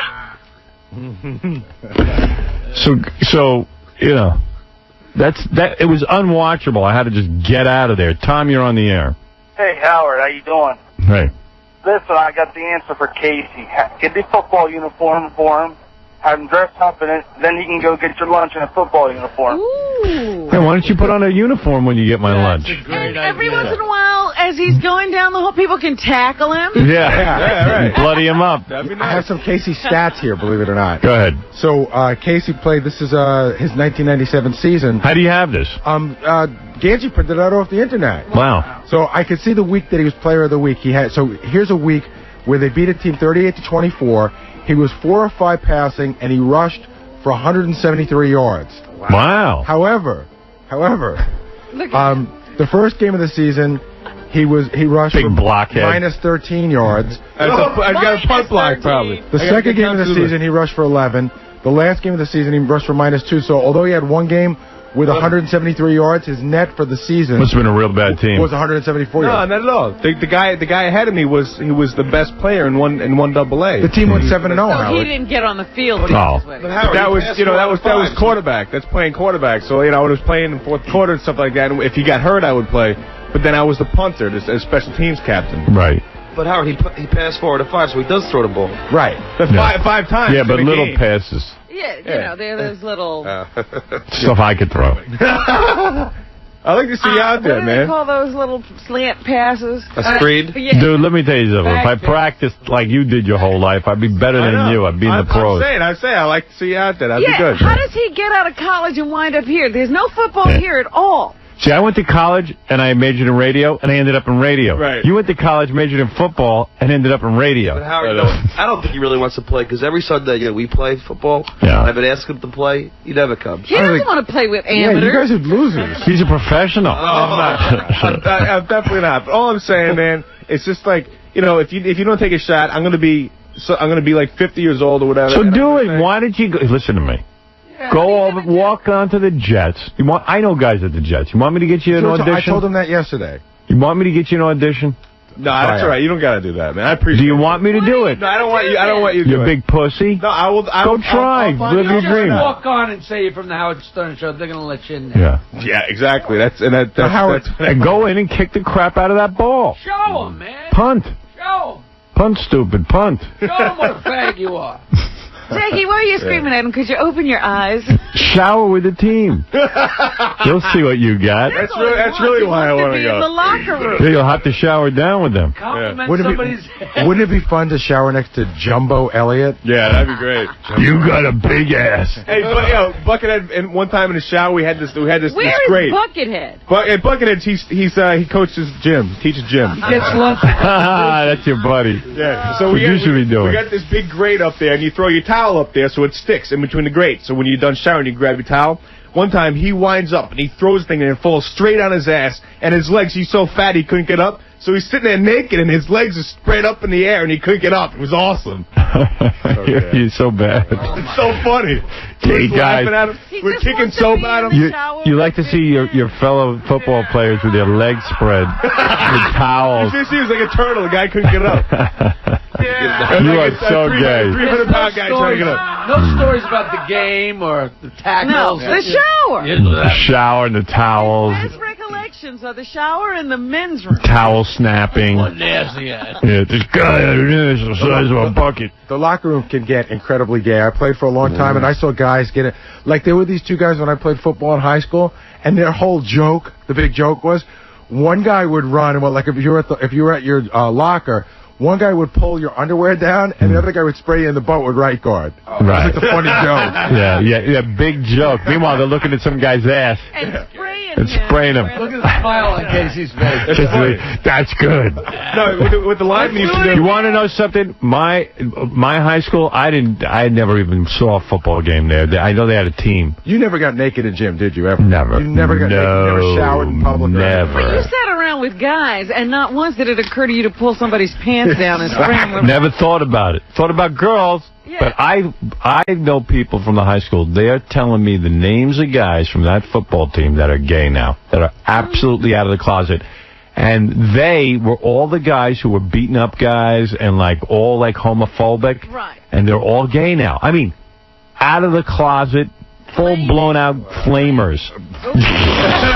Sorry. You know what I mean. When you can't be who you are, you have to kick the crap out of other people. Right. Exactly. Right. Howard, you know the linemen? Linemen are really big guys, like probably about 320 pounds each. Right. You know. Yeah. What they used to do is we had this TV room before practice. When they were bored, they would wad up little things of tape and try and throw it in each other's belly button. That was the game they played. Yeah, that's what I'm saying. There's a lot of everybody That's funny. And trying to touch each No, other. they would just sit there with their big guts hanging out and trying to throw tape, and I was pretty good. I could get them in. It's gay. You were there too. It's foreplay. You know what another thing they would do is you get taped up when you play football, right? So if you're out in the rain, when you take the tape off at the end, it gets really heavy. It's all wet and everything. and guys would roll it up in a ball, and they would go into the showers and wing it at a guy and try to hit him in his butt to get him to get a well. Schlager balls. Yeah. That's called Schlager balls. I remember when I was working in the kitchen, we had a shower, you know, and one of the guys went in there, this guy Kenny, he was showering, someone was mad at him, and they made big wet Schlager balls out of toothpaste and toilet paper, and they were wet, and they would aim it when he bent over to get it right in his butt. Yeah, right in the middle. And it stung. Right? That's so gay. Home base. It's funny, though. I never took part in that. It's really funny. It's funny. But he was the one, you know, we're trying to figure out a bet between John and Gary right away. What is it? It's urinating on a hand. Right. Yeah, that's funny. That happened in the shower. Right. Yeah. So you can still do all that stuff without going through the pain of playing the game. Yeah, no, that's not what it's all about. That's just some funny stuff that happened. Right. Hey, you know, when I went down to homecoming, Buckethead was seeing this girl, right? So me and my other buddy get this idea. Buckethead, you had a girl? He's seen this girl. Wow. It's weird. So he took us over to her apartment, and we get this great idea. Like, let's, you know, she's meeting us for the first time too. So let's get this great idea. We're all gonna take a number 2. Right. I'm going to go, and then you're going to go. And then we had another guy go, too, right? Yeah. So we get this girl's apartment. She never met us before, and one of them rifling off into the bathroom, letting it stink, and one of the guys left it in there. He's like, oh, great, guys. This is really funny. Thanks. They went over to the girl's house. That's funny. They were jealous of it. Turned into a girl. So the whole apartment stunk? Oh, great. Your friends are really nice, man. That's funny. Is she still seeing Buckethead? I think so. I don't know. You guys are such a dick. You guys are such a dick. Who went first? Did you go first? No, I didn't go first. Oh, you had to go in there, stinky. Yeah, but it's all right. Gay revenge. I bet they watched each other. Yeah, you see, like everyone went in and moved their bowels. Yeah. How many guys went? There was 3 guys. And Buckethead saw what was going on. He was mad, yeah. He was like, God. You're going over to meet the girlfriend, and you guys just do it in their apartment. Did you let these guys near your girl? He said he had to sit in the bowl smelling his friends the whole time. Yeah, it was spaced. That was like, you know, that's like right after. Like, come on, that's funny, man.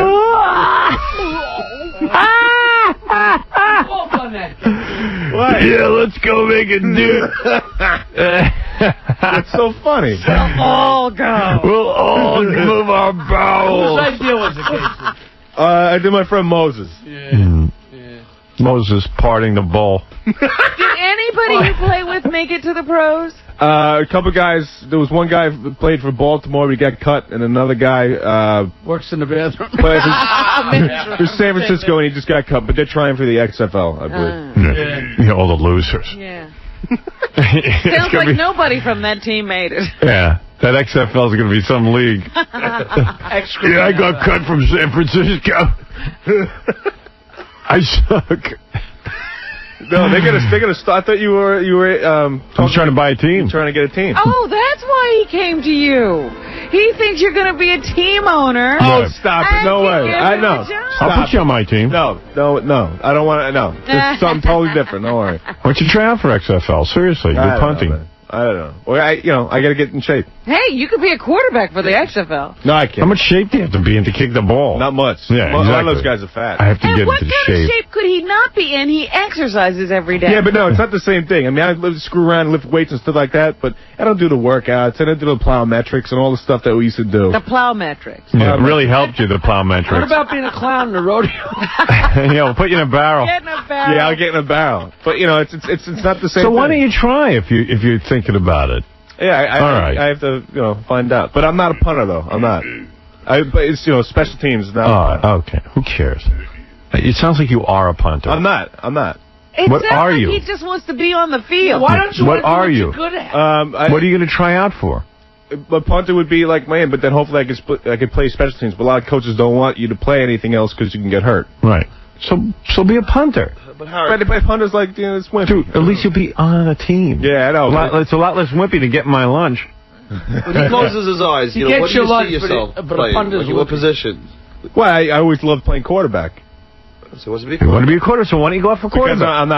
But you can't throw the ball. No, I can't. I'm not smart enough. You want to be a quarterback, but you can't throw the ball. No, I can throw the ball. You don't think you're smart enough? No, what, do you think Doug Flutie's a genius? Yeah, dude. You have to read defenses. You have to know where people are going to be. They always change and fool you at the last minute. I have never seen anybody who loved doing what they can't do. Yeah. And the thing is, you're not a football player. I couldn't remember the plays, so I had to have them on my wrist.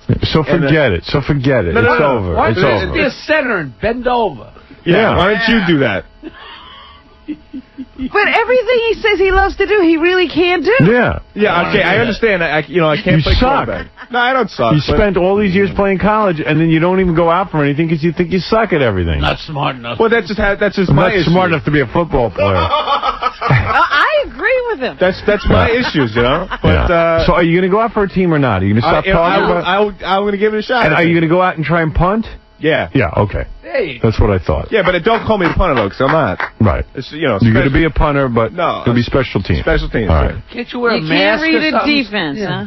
No, Rob, you know how hard it is? Every play those guys have, they have like 7 or 8 variations due to the defense. Oh, I'm so bored with this. Yeah. How do I get him out of here? It's You can't. You got to put him on a team. Casey, our guest is here. You got to go talk to them. Who's that? I can leave. Just tell me to leave. I'll leave. Oh. When are you going to tell me that I discussed you? I don't know. What does it say up there? Something about a guy who's going to pitch us his version of Survivor? Yeah. This is good. He's got a special version that he's pitching just to you. Oh. For your production company. How quick? Let's predict how quick I'll throw him out of here. Well, I can tell you a little bit about it. Away. Yeah. It's Survivor with convicted felons. Convicted Well, felons. that sounds good. Yeah. All right, so he doesn't have to come in. Yeah, I mean, good. What do you want me to do with that idea? I'm not going to some island and producing that show. You don't want to be on the island with a bunch of convicts. Yeah, I mean... It'll get rid But of he's got some funny rules that he's got in mind. All right. Well, we'll talk to him in a minute. I got to take a break. Wish you luck with your new career. When are you leaving? Yeah. What? Can you give us your notice? Wait, Kenny, you want me to go? Give us your notice. Yeah, I can't be a football player because then I have to try and outsmart other football players. Howard, you know what I was going to say is, it's a common misconception with guys who play college ball, especially at the level that Casey played. Like, look, Casey's big to us, but in football, he's a midget. I know. Yeah, You know it's what I true. mean? It's true. I mean, you're talking about, you want a quarterback, and there's going to be 300-pound guys who do the 40. Doug Flutie's a quarterback. Doug Flutie's probably his size. Yeah, but I would not even entertain the fact going to quarterback. I'm not good enough. How tall are you? I'm 6 foot. Yeah. Doug Flutie has one of the greatest arms I've ever seen. I know. You know what? You could kick the ball. Do that. That's what I do. Yeah, but that's $300,000 a year minimum. And if you're real good at it, you can probably get more. But you know the difference between Casey and Doug Flutie? Everybody told Doug Flutie he couldn't do it, and Doug Flutie thought he could. Casey isn't waiting for anybody to tell him. He tells himself he can't. No, you know what? When I was in high school, they told me I couldn't play college football. They told me I was too small. But, I was captain for 2 years, so, hey, screw them. So, this is just another one. Okay. I love you, but you know what? You got to find another daddy beside me. Oh! Honestly. What are you talking I'm about? tired of hearing your problems. Play me, Daddy. You know, All right, Dad, then you know what? I won't Put me in the game. All right, I won't talk to you ever again. I'll never get over it. I gotta go take my shot. Excuse me. I'm sorry.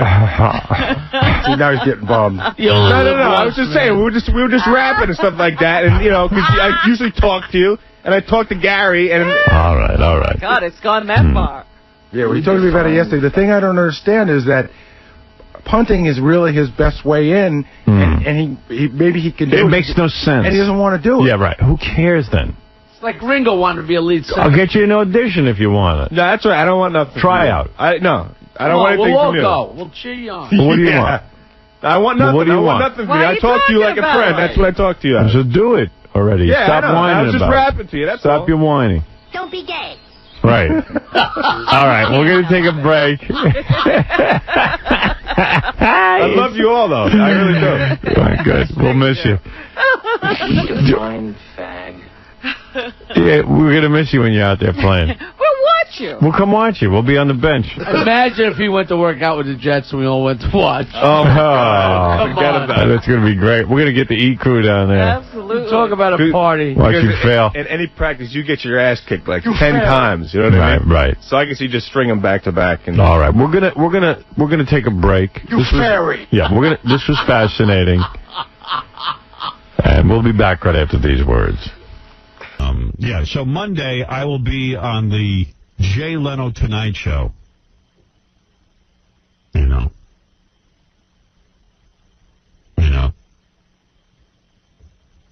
God knows what that's about.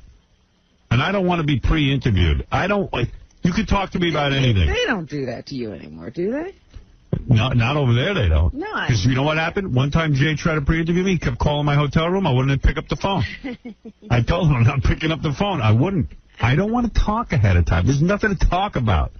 I don't want a pre-scripted situation. If you've already had the conversation, why have the conversation? Yeah, so tell me, I understand you were in you had something about fire on your mind.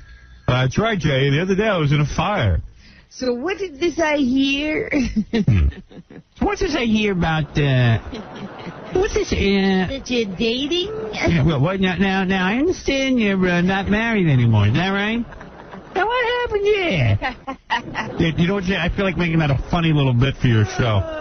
The whole goddamn family's in disarray. I want to talk to you about it. That's right, I got some jokes. Yeah, I got some real great jokes, you big chin bastard. Well, why don't you do what I do? Tune up a motorcycle and hide in my garage. Laugh at my pain, you bastard. Yeah, what's the matter, Jay? What do you need, a snappy routine on the end of my life? Oh, okay. Let's see if I can make you laugh with my marriage problems. Let's see if I can't make that happen for you. What else you want to know? Want to know if I dye my hair?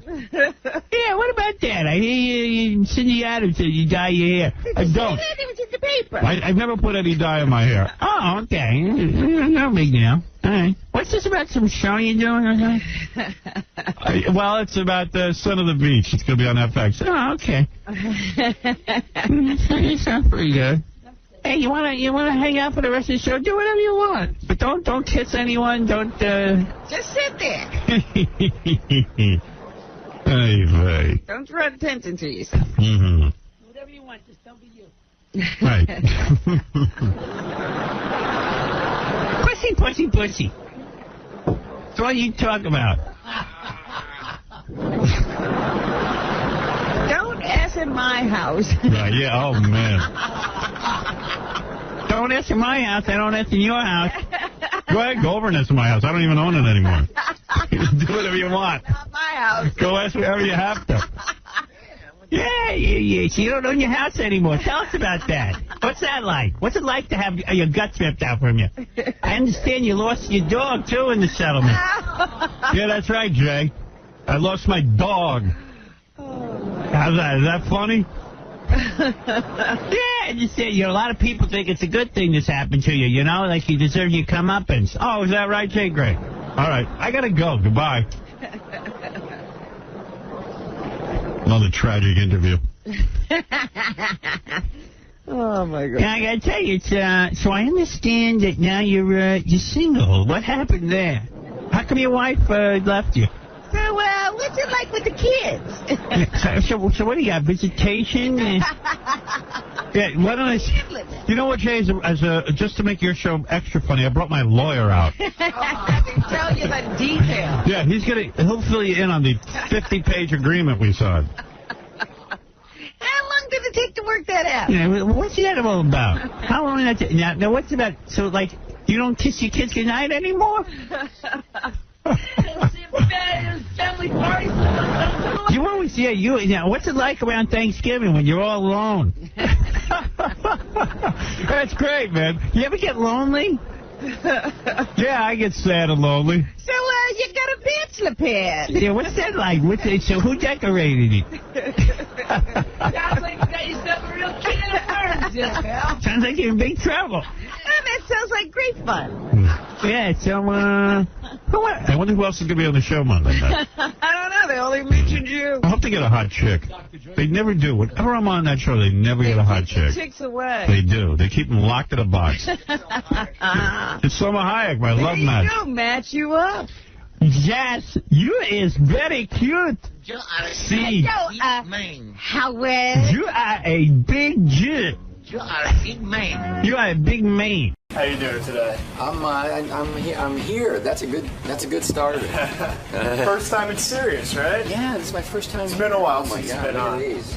The famous cupcakes. They're famous, but Take one if you want. They're maybe good. a little too famous for me. I think they're too They're famous. excellent. I think they're just too damn famous for me. Wow, this is cool. So I haven't excited been to be here? Yeah, I haven't been here. Get down to this location. I haven't even been on Howard Show. It's been a while, except right? for on the phone. Yeah. So right in here. Yeah. I go in here. Is this my spot? Yes, it is. Okay. So what are you going to be talking about today? Your new movie? My new movie, yeah, Angels and Demons. I hope. But you never know. You never know with Howard what you're going to talk about. It's true. Anything can come up. Anything can, and usually does. But yeah, Angels and Demons, which opens today's Wednesday. Yes, it is. Friday. It opens Friday. So that'll be great.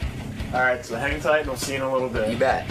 You bet. Ron Howard is one of the most successful directors in America. He's probably the top, I don't know, who are the top 5 directors? Let's ask Ron. Ron, are you the top 5 directors in America? I mean, if we're going to really think about it, I think you are, right? Well, who's better than you? There's some pretty good people out there making good movies all the time. I'm good. How are you? Nice to see you. Good, thanks. This my spot? Yeah, take a seat anywhere you want. Great. Not too many strippers have sat there recently. Don't worry about it. You'll be fine. You're wearing jeans. It's fine.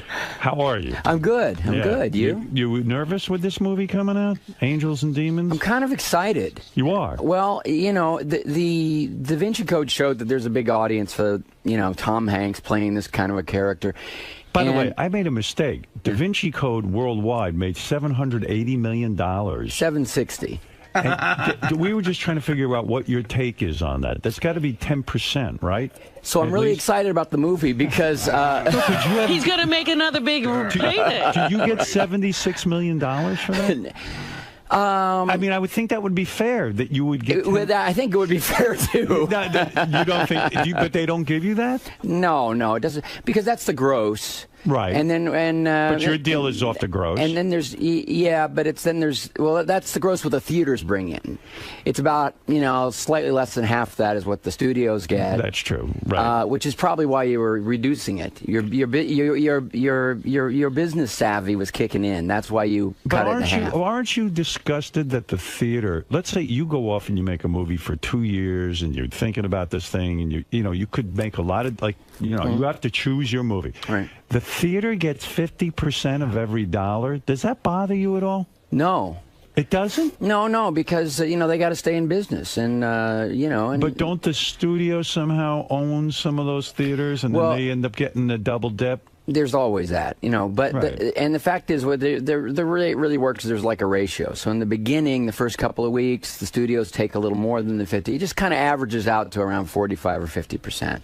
I mean, you should get if you make a film that makes $760 million, you should benefit. I mean, you made the film. I think he benefited. I benefited. I think he does benefit. Do you have to split everything with Brian Grazer? We've had that partnership for 20-some years. Everything goes into the pot. So it's 50-50 with you too. But you know what? 24 goes into the pot too, and that's Brian. Nice. And Brian produced that. Oh yeah. So anything he produces, you get half of. Huh? Anything he produces, you get. Yeah, everything just goes into a pot. Wow. I see the name Imagine, which is your film company, your production company. I see your name on everything. Imagine. Right. I can't imagine how you guys can be that involved in all of these projects. What do? You farm them out to people? I mean, you can't be that involved in everything. Well, I mean, it's a company, so we have some great executives, right? Karen 𝗛𝗄𝗿𝗱 and others who who do great work, and executive producers and directors. Has Imagine had any failures that I don't know about? I mean, it seems like everything's a winner with you. Well, let's keep it like that. Let's Are not there delve. failures? Of course, we have disappointments. What is your greatest disappointment? Who, as a director, maybe? Okay, what film did you make? I can't even think. What film did you make that didn't do well financially that you think should have been? Well, I made a Western, with The Missing, with Cate Blanchett and Tommy Lee Jones. I loved this movie, but we really couldn't get people to go see it. Is that right? That happens. The Missing. Yeah. Yeah. It's your worst nightmare. You put in 2 years. I see everything, and I don't think I saw that. But I love the movie. I mean, so if you, Did it get good reviews? Mixed. Mixed reviews, but it's real glowing. Some loved it. Some didn't like it much at all. I'm going to rent it. It's good. I will watch it. I personally am really proud of it. I missed that one. I really did. I mean, I see pretty much everything you do. Well, we talked about Frost Nixon. You could. Yeah, I love Frost Nixon. But are there any that were personal disappointments that you thought, all right, you go into every concept, of course, with great expectations, that you didn't like the final result, that you didn't? There are always elements of everything that you wish you had another chance to do, and so forth. But I sort of quit talking about it because one time somebody said, "Well, what's your least favorite movie?" And I was talking, and it's a bunch of kids. It was high school students at a class, and I'm talking to them very frankly, very honestly, and I told them. And the look of disappointment, because that was their favorite. So, once I make them, it's not really up to me. It's, people like the ones they like. You sit and watch these films ever? Do you ever go back and see them again? Yeah. I don't, unless I have to do a DVD 20th anniversary commentary, which I've been around long enough that that's starting to come up. Right, and also you were honored recently. I have the DVD. I haven't watched it yet. There was like a whole commemoration of your career and all the films you've made. Right? It was a whole. I didn't see that, but I know about it. Why wouldn't you go back and watch these films? Well, I'd be proud of them. I am proud of them. If I bump into them or something and I watch a few scenes, but I saw them a lot. When we made them. But when you, let's say you're laying in bed and you watch TV and Splash comes on or something. If I catch it in the middle, I'll watch a few scenes. When I did we did a commentary for that a while back. I was really proud of it. I thought it worked great. We did a Parenthood one. Now there's going to be a new television series based on Parenthood. Oh, no kidding. Yeah. Ka-ching. Well, thank you. Wow. It's the same guy who created Friday Night Lights as a movie. I mean, as a television show for us. And he came to Brian and I and said, I want to do Parenthood, and I want to do this family. And we said, why don't you just invent your own family? He says, well, I love the structure of that family and those characters. And he wrote a fantastic script, and the pilot got picked up. I mean, if you're not one of the wealthiest guys in Hollywood, then who is? I mean, you've got to be tremendously successful financially. I'm thinking this through. I mean, I started a production company. I used to make these productions. You couldn't get paid. Right. But you're able to. But he manages, You're able to make a living out of it. I like that. I try to get paid as often as possible. But how many projects do you consider every year that don't get, not everything gets picked up. Not everything gets a go. Oh, no. I mean, for me as a director, I'm always developing 5 or 6 things, and I can only do a movie every 18 months. Right now, do you have 5 movies in mind that you want to make? Yeah. You do? Yeah. You mean that you're actively developing the script? But will the screenplays come together? Could you ever get the right casting? So it's one thing to have an idea that you're passionate about, but then it's another thing to get it to the next level where you think, we can really make a movie that's, going to mean something. Why have you avoided making a superhero film? You've gone out of your way not to do Spider-Man. You could have been directing. By the way, I know I said that on an interview a long time ago. I mean, this is not the recent iteration with Sam. Batman, Raimi. Spider-Man, and Harry Potter. Even you turned down. Yeah, well, I did. Yeah. Were you regretting any of that? No, because I didn't think look, I'm not a comic book guy. You're not. I did as a kid. I wasn't reading them. I'm not crazy. You know, so In other words, you had a life. To make those movies. Actually, we saw his life. I was working. I was a little busy working. We saw his life. I was obsessed with comic books as a kid, but then again, you as a kid, I mean, you were doing some cool stuff. You were on TV. I was on TV. But the thing is, if you're going to do those movies, you can't be cynical about them, and you can't manufacture them. Right. I think you got to love what you're doing, and that's you know, and I've been fortunate. The movies that I make, the whole array of them, whether it's comedies or you know, a fantasy like How the Grinch Stole Christmas, now Angels and Demons. These are ideas that fascinate me. Did you see Spider-Man? Oh yeah. Did you like it? I liked it very much. And of course, my daughter Bryce was in the third one. And I want to ask you about Bryce in a second, but did you see Star Trek, the new one? Yeah. State of the art, right? Liked it very much. Yeah, me too. Yeah, J.J. Abrams did a fantastic job. But do you want to do something like that? I know you've done real space movies. Mm-hmm. But what about the fantasy movies? I would, fantasy, and I'm actually working on a couple of sci-fis. Yeah? Oh, you are? Yeah. That would be good. Yeah, it'd be fun. J.J. Abrams asked me how his movie was going to do, Star Trek. I had seen it, and I said, you're going to make $79 million. And he said, if I get $79 million, I will give you a blowjob, he told me. And we haven't seen him since. Turns out he's a bullshitter. I can't get all of it. He's one of them Hollywood bullshitters. Empty promises. Are people in Hollywood bullshitters? I mean, really, Ron? Are they? I think when it comes to blowjobs, just pretty much all the time. You promised blowjobs and not getting them. Please.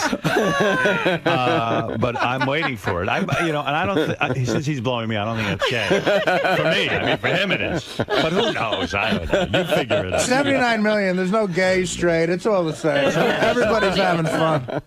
But everybody understands. No, but I mean, there are people you've worked with that are horror scenes, right? You've worked on movies that you've absolutely hated working. You once said, I think you once said, that Val Kilmer was a nightmare to work with.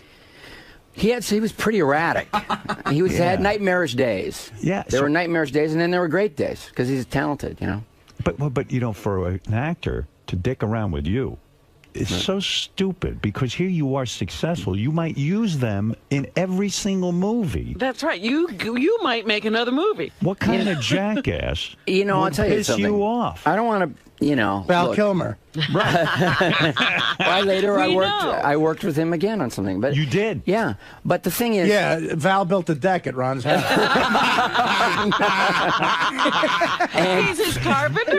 And he had some real nightmare days. and he later did he played Jim Morrison. He did The Doors, which is an imagined movie, you know. Yeah, right. And look, because I started off as an actor. Right. I understand. You understand these crackpots? I understand. It's a very emotional MP was a real asshole. And that Barney, oh my God.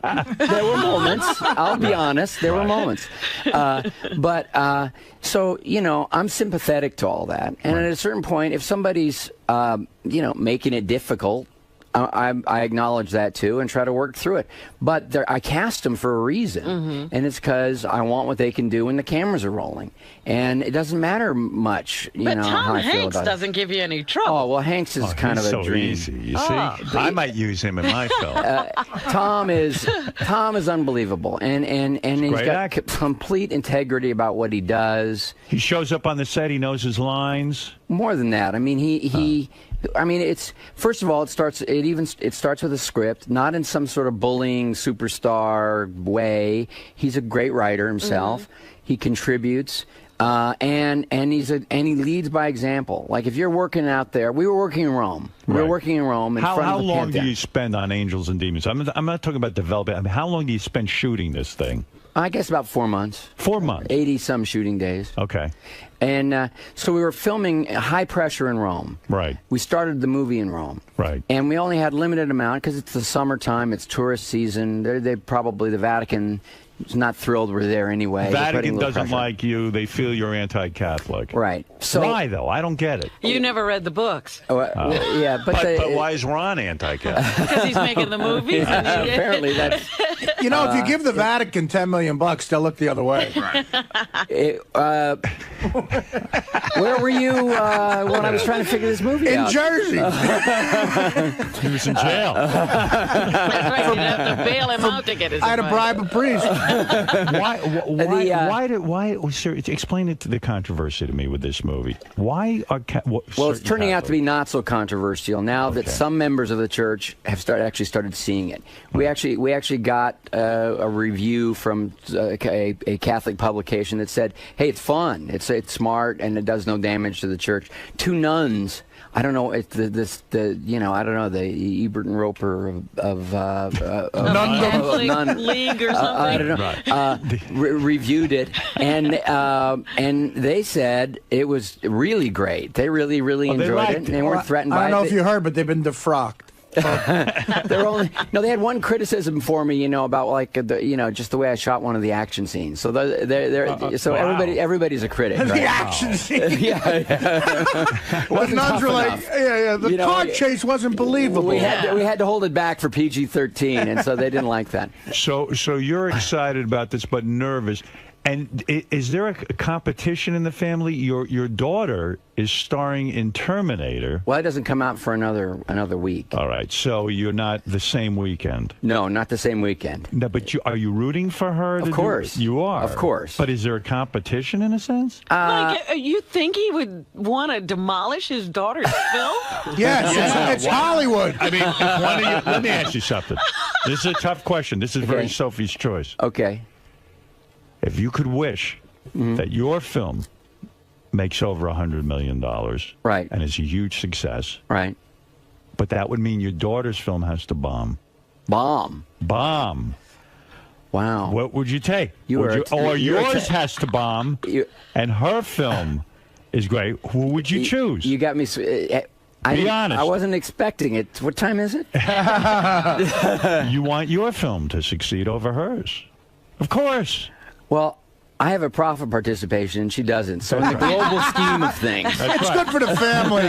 Are you surprised your daughter's career is doing so well? She worked so hard at it, and could have been great as a kid, but I never would let her. And I have another daughter who's just left NYU, Paige, who had a cool part in Tisch. Adventure. She went to Tisch? Yeah. Why wouldn't you let your daughter act when she was a kid? Well, what's wrong with that? It's really, you know what? I was lucky. My dad was is still. Matter of fact, he's in Angels and Demons. He plays one of the Cardinals in Angels and Demons. It's very cool. He really was, because he's a freelance actor. He had a lot of time. Two things: he had free time when he wasn't working, and B, he really knew the ropes. And he was a great supervisor to have around the set. He was a great safety net, and Cheryl and I were not feeling like we were willing to dedicate that kind of time. Plus, look, the whole, following in the footsteps of Dad, who happened to have been in two, iconographic shows that were, with Opie and Richie and all that. Very hard for a kid to shouldn't have to compete with that. I agree. And last but not least, most kids don't really make the transition from childhood into adult. So if you're really serious about it as a lifetime, Beaver, you want to start, go to school, immerse yourself in it, and then make a career out of it as an adult. Yeah. Well, do you think that you're angry with your father for putting you in the business at a young age? I'm so grateful. You are grateful beyond words, but because it worked out. Well, I love he was running around shooting movies at home. But hold on anyway. a second. I always loved it. Wait a second. Right. All right. Dr. Stern. Let me lie down here. Go lay down. I don't believe what you're saying. I think he's saying that publicly. Okay. What do you think he's doing at home? I think at home he's on a psychiatrist's couch and say, my father, instead of being a father and protecting me, put me in that horrible business. That's what I think. It worked out so well for me. You are so turned off to parents who put their kids in acting. You probably don't even like when you have to work with kids on the set and you see these yentas who put their kids in these movies. Some are great and some aren't. Some are great and some aren't. But I tell you what, it's a lot of work, and you better be responsible about it. And here's what my dad did that was great, and my mom. I never felt that. But why did they need career. to do it? Why did they need to put you in TV and Andy Griffith? Did they need it for their ego? Did they want you to support the family? How did it happen? Did somebody see you, or did they actually send you out on auditions? The way it happened was I started working really young, and like at 4 when we were living in New York. So they took you to places. Yeah. And well, the way it really started was that my dad was directing summer stock. And I started picking up on the dialogue that the actors were doing because they had no babysitter. And I was hanging around watching. Everybody thought that was adorable. And so I was doing these scenes, and my dad and I would do these scenes for friends or whatever coming around, and I was pretty good. Isn't it a miracle that your life ended up not like, Leave It to Beaver's life or... it's a kind of a miracle. Eddie Munster. I mean, you really made the transition beautifully. They point to two people, him and Jodie Foster, the two that sort of made it. Do you get together with Jodie Foster and say, look how lucky we are? We haven't done that. Like but, a group? The group of successful child actors? Kurt Russell was a pretty successful child actor, too, who I've worked with. There are a few. But it's and look, here's the thing. I always loved it. So where I think kids run into trouble is two ways. One, they don't really learn how to act very well. My dad was an excellent teacher. I was around good people. The environment was good. It was very constructive. I was actually learning how to do something. Right. Not just be like a trained animal. Not a cute. Now smile or now in other words, fake Ron, tear. the kids rely on their cuteness more than the actual acting. You not always really learning how to be in a scene or as a craft. And so that was and that was a huge advantage. And the other thing is that I had no ambivalence about it. So most people go through that adolescent period where the work slows down. That happened to me too, and that's just reason enough to be discouraged. And it wasn't for me. In fact, it's one of the reasons I wanted to become a director was because I loved it so much, the whole process, the whole environment, that I didn't want to be sitting around waiting for phones to ring. I wanted to be the catalyst for my own creative life. Does your daughter ask you for advice, or does she do her own thing? Like, does her own thing. She didn't come to you and say, I'm thinking of doing Terminator. Dad, what do I do? Do I do this film? No, just about never. That's probably good. Well, the other thing I noticed about you, though, you didn't raise your children in Hollywood, so you don't have those Hollywood kids. One of the reasons we moved east, but I'm not sure it has to do with the place. You were asking about Bryce. When we were driving to NYU. Right.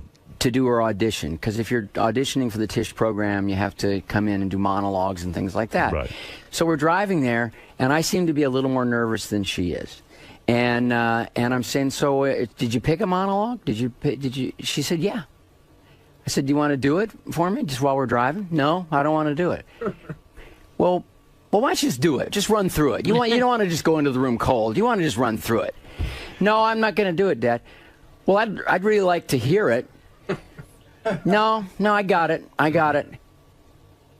I'm a goddamn top 10 director. I want you to do your monologue from me now. And she still wouldn't do it. She still wouldn't do it, and she got accepted. I understand. Well, I respect it. I respected it a lot better after she got in. Did you secretly think, because it's really hard when it's your daughter, did you secretly think this is a mistake? What is she doing with her life? She doesn't have to do this. She could be happier doing something else. One of the reasons we left L.A. was that I didn't want any of our 4 kids to feel compelled to go into the business, like it's all they knew. And so they grew up in an environment where they saw that there were a lot of people doing a lot of different things, and still 2 of them fell in love with it. Did you bring them to the set when they were kids and all that? Yeah. That's where they fall in love with it. Well, yeah, but two not interested at all. And God bless what's with Bryce? She with a guy? Because she's married. Oh, she's married? Yeah, to Seth Gable. But he Very can't good actor. compete with White you. guy? He can't compete Seth, with you. black guy. I've had a few black Seth. There's very few black Seth. Not that you would have minded, but whatever goes. Whatever sure, goes. She's in love. Yeah. Show business is a different thing, though. If you bring your child to your work and that's your work, it's easy to fall in love with. Like, my father always took me to work, but I didn't fall in love with installing antennas. No. Why not? He was in show business, too. So, you know? I think that's the way I love climbing roofs. Are you comfortable with Bryce doing nude scenes? Oh, that man! I'll tell you. Well, thank you. I'm not. I know you now. She had to do that at college. They She had was this experimental. naked? Yeah. That is wrong. Now, let me tell you something. My daughter is a graduate of Tisch, and I'll tell you something. That's not right for the under the college auspices. I brought my dad to the play. Was it a male professor? It was. Yeah, you bet. That'd be like Professor Howard Stern. Bryce, I need you to get naked. Productions are nude. Yes. Well, this was sort of nonstop. I mean, she had her clothes on for about the first 10 minutes, but it was avant-garde. Oh dear. So anyway, my dad came to see this show. Right. And we're watching it, and I didn't realize quite how nude she would be for that period of time. And we're sitting here next to my dad and everything, and it's gratefully there was no intermission, so the show was over. And I turned to him and he said, you know what? That's courageous, and as an actor, she'll never have to be afraid again. I thought that was the coolest thing for a 70-something-year-old guy to say about it. Yeah. You know, I'm sitting here thinking they make such a big deal about these Barrymores, but you're building like a little bit of a dynasty with the Howards. It's not. It's not intentional, but it seems. Well, look, he left the farm. He by the way, he didn't like farming any more than he liked antennas. That's right. But you know, watching your daughter nude in a play, to me, the only thing more awkward, and I've done this, would be being at a bachelor party and watching the groom get a blowjob next to the father of the bride. Oh yeah. Yeah, that might be more awkward. Yeah. Well, there were moments where like things are a little tense. There was like a little bit of fake stage violence there with a guy kind of dominating her, her and stuff. And it was. I had an impulse to like beat the shit out charge the stage. Try to tackle that son of a bitch. I would imagine it'd be very hard for a kid to have a father like Ron Howard. Sure. And then you want to go into acting. I mean, I would just think it's crazy. And then you think about all the people in your life too, who you must feel the ugly green jealousy on your back. When you think 𝗛ici's probably staring at you. I don't know. 𝗛𝗁cie.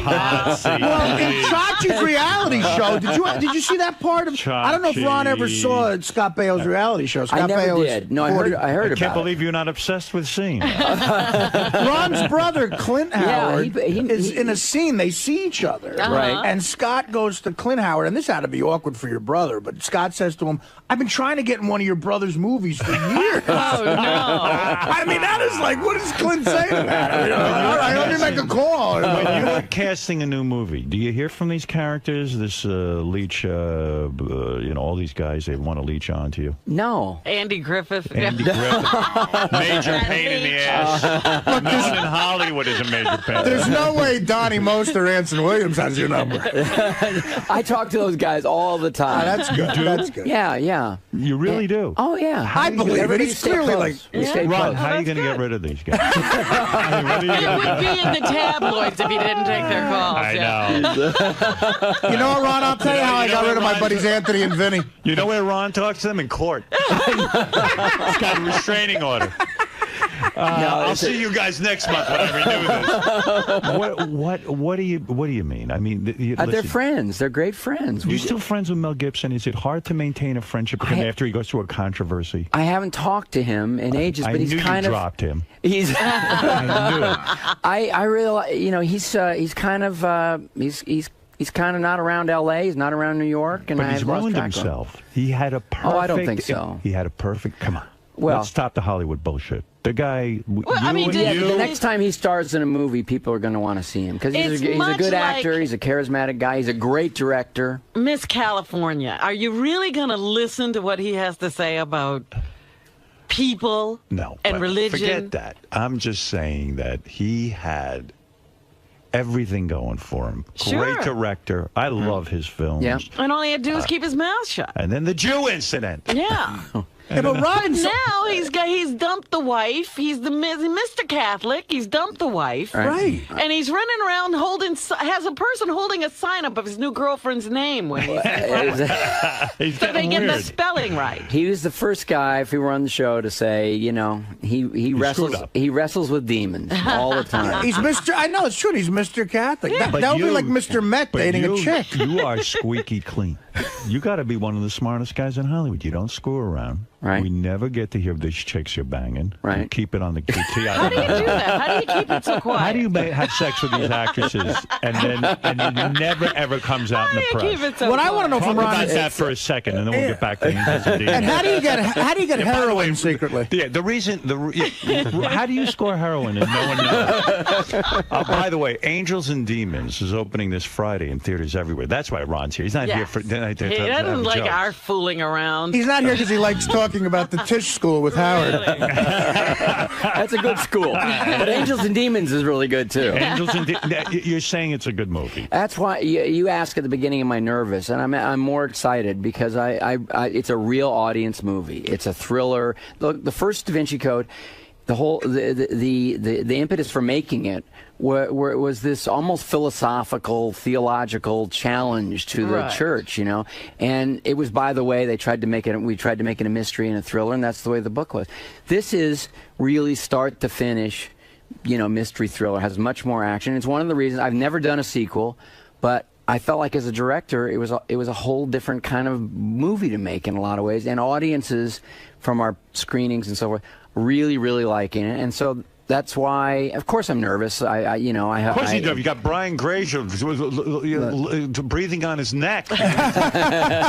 What's the take? What are we getting out of this thing? But Speaking of sequels, to show it to audiences because I think people are going to get a big kick out of it. Speaking of sequels, were you ever offered Apollo 14? Yes, he was. The end of the first 𝗦𝗵ci Code. I love the 𝗦𝗵ci Code, the movie, by the way. Thank you. I didn't read the book, and I got it. At the end, you sort of allude to the fact that young girl is the descendant of Christ. Yeah. Now, so does it pick up right from there? No, it's a separate adventure. In fact, this book was actually written before. I don't need to see the 𝗦𝗵ci Code in order to see Angels of Demons. No. Good. But I think it definitely benefited us to make it a follow-up, even though the Angels and Demons as a novel was actually published first. But it's a more intense story. It's more violent. And I think the fact that Langdon's already been through the one adventure and now is kind of going deeper into this world of, you know, here's all that can happen surrounding these sort of mysteries. In light of Star Trek's success, are you sorry you didn't put Kirk or Leonard Nimoy in the movie? Yeah, Leonard Nimoy actually seems to be the one you need to get. Out of nowhere, Spock shows up. Me, I would do that if I was a director. I would just throw these guys in it just for the hell of it. What do you want, Gary? I got a question, man. Go ahead. Really? Yeah, you're going to interrupt my fantastic interview with a potentially disastrous question? By the way, didn't Tom Hanks...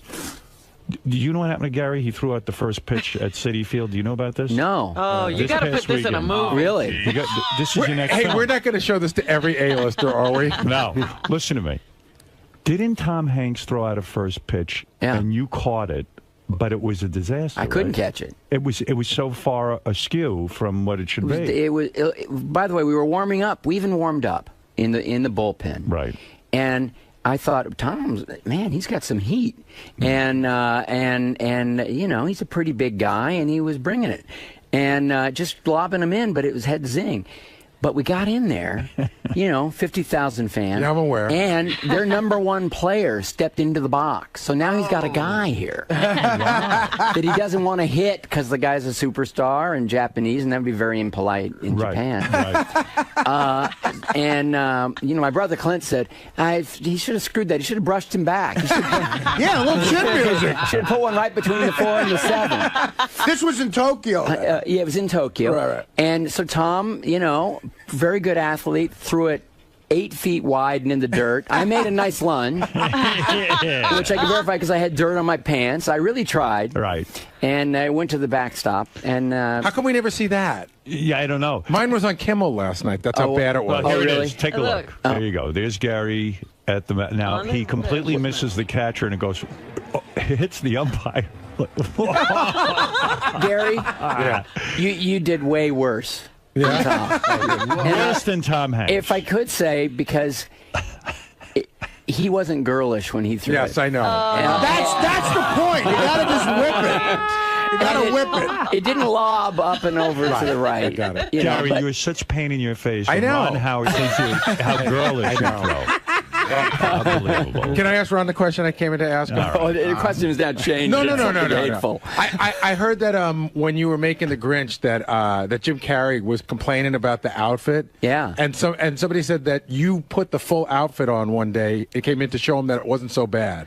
Well, it wasn't that. I had always told him that out of sympathy, someday I'll wear it. Because he would say, man, this is brutal. But, by the way, to Jim's credit, I got to say, early on, I said, should we adjust it? Should we simplify this thing? Because, I don't want this to be a nightmare. And he said, no, this is the look. This is what we got to go for. So he toughed it out, but he was miserable. And so one day, as a surprise, just to kind of boost him at about the halfway point when things were getting pretty low, I showed up in the outfit. Well, that's pretty cool. It was fun. Oh, that's cool. It was fun. You brought up your brother. Is it hard for your brother to have you in the same business as him and you be so super successful? I mean, do you guys sit down and work that out and you ever say to him, listen, Clint, this has got to be awkward. Right. Because I'm so goddamn successful. There's not too many people who are so successful like you. He has a theory. Go ahead. We're very close. Right. Really close. I love working with him. He live near you? Do you guys that close? He lives in the house. No. He lives in the house? No. I didn't know that. No, he lives near my. He lives in L.A. still. Right. He's in the Cato Kalin trap. But he's got a great life. Right. And he loves what he's doing. And he looks at the way I work, and he says, I don't want to work like you. Right. And are you a workaholic? Probably. So he's lazy on top of it. Oh, Jesus. Is that what you're saying? He's got a great life. I sort of wish I had his peace of mind in a lot of ways. Do you get to see your wife every night? Or are you one of these guys who casts his wife aside and doesn't really... Do you know your wife anymore? She's not cast asideable. She is not. No, she's fantastic. Look, we met in high school. We're going to be, what year is this? It'll be 34 years this June. Wow. Congratulations. I mean, that is a major success story. And you still enjoy banging her, and you still enjoy the sex, right? I think on the phone last time, we got into this a little. I said that I was having sex while I was doing the interview. That's a pro. That is a pro. Well, it was actually, that was a joke, actually. Your wife must be a spectacular person. She's a great person. She can hold your attention. I mean, you work with these beautiful actresses. I mean, it's one after another. She's you could be getting laid 99% of the time. It wouldn't be the same. She's fantastic. The lovemaking is still as good. That's great. Well, I mean, yeah. And she still gets as excited over you. Or she's a better actress than we all. He's got to have willpower. Like, Ron is the kind of powerful guy to where it's like, I remember talking to Norm about this.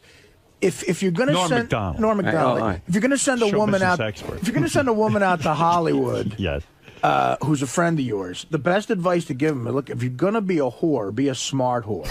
Right. Like, if you go on a movie set, know who to fuck. Don't fuck one of the actors. Yeah. Don't fuck a writer ever. Right. Ron's the guy you fuck. Like, Ron is the guy you approach and fuck. Actresses throw themselves at you? I mean, you're a handsome guy. I mean, you're a nice-looking guy. No, in fact, I think I get along really well with all the actresses because they're just, Do you fantasize about them at all? I mean, it would be natural to fantasize. They say directors fall in love with their leading ladies. I mean, they have to a certain degree. Yeah, yeah. So is it discipline, or is it just that your marriage really is that great? My marriage really is that great, and I also I wouldn't want to blow it. I wouldn't want to. You wouldn't want to give up what you have. I wouldn't want to give up what I have for a second. And prenuptial agreement? Not back then. No. Where'd you meet her? Was it high school? High school. John Burroughs High School. No kidding. Yeah. Miss McBride's English class. Did you get laid a lot during the Happy Days years, or was it just strictly I was. your We were wife? already together. This is unbelievable. He's going to get very upset now. So you really were, you weren't Fonzie. Yes, because you didn't take advantage of all your fame. I mean, do you fantasize about what it could have been like if you hadn't got, I mean, the endless parade? It must be amazing. Who was getting laid on that set? Tom Bosley? Really? Sometimes I fantasize I'm you and what I could have had. You know what I don't get about Ron, though? What? Why lead such a wonderful, because I'm a Roman Catholic. Right. Why lead such a wonderful, sinless life and then make these movies and go to hell? To blow it on a movie. Now listen, the movie is called Angels and Demons. Right. You know that Ron's a good director, so you should just go based on that. I mean, has he ever let you down? A Beautiful Mind. A Beautiful Mind. Best movies ever. Thank you. Yeah, that's unbelievable. that's some movie. What's with that maniac, Russell Crowe? What's he up to? He wasn't throwing phones. He's doing on that Robin Hood set. right now. Is he doing Robin with Ridley Hood? Scott for our company, for Imagine. Brian's producing. No kidding. Yeah, he looks fantastic. It's so cool. I mean, it's like the Gladiator version of Robin Hood, because with Ridley Scott, you know, they're not making it whimsical, or you know, it's tough out there. I would go see that. It's really a They're good actually script. acting like there were no conveniences back then. It's a really good script. And his accent's better than Costner's? Yeah, it's fantastic. I'm telling you, it's going to be great. I would hope. Have you ever had the experience, though, of working with an actor who had a difficulty, a real problem, and you really had to work with them, or, I mean, you know, either a substance abuse problem, or, you know. No, I've never had that. Never had that. I mean, I've had people probably who did, but they were functional while I was dealing with them, you know. So yeah, I'm functional. All right, good. He works, first of all, he's working with the gets good top, the people. creme de la creme. He doesn't have to work with these crappy guys. Sometimes, you know, I mean, even a Robert Downey Jr. has had his problems. But he's so great. No, I've never had anybody who, you know, seemed to be losing it in that way. Or maybe a couple of like secondary characters where you sort of knew. Do you think at this point you could put out a movie with an unknown actor? Because most of your movies, you have a guy like Tom Hanks, or you have Russell Crowe, because they're bankable. In other words, you know that if they're in the movie, you got a better shot at getting an audience in there. Would you ever go back to taking a chance with somebody who doesn't have any kind of? Well, yes, I would. And you know, and with you talked about Frost Nixon. I was really ultimately went with Michael Sheen and Frank Langella, who are known, right? You know, but they're not big unknown. box office not guys. big box office guys, and that was the right thing to do, and it got the Academy Award nomination. I was disappointed in Frost Nixon just because I thought it was going to be about Otis Nixon, the guy in the Braves, the Adolf hitter. Oh yeah. So life is good. We're excited. Angels and Demons coming out now. Now you're on the promotional tour. Where are you going after that? We're finished. When the movie opens, I've been to France. I've been to Rome. We had a premiere in Rome, which was very interesting. Did you go on Letterman?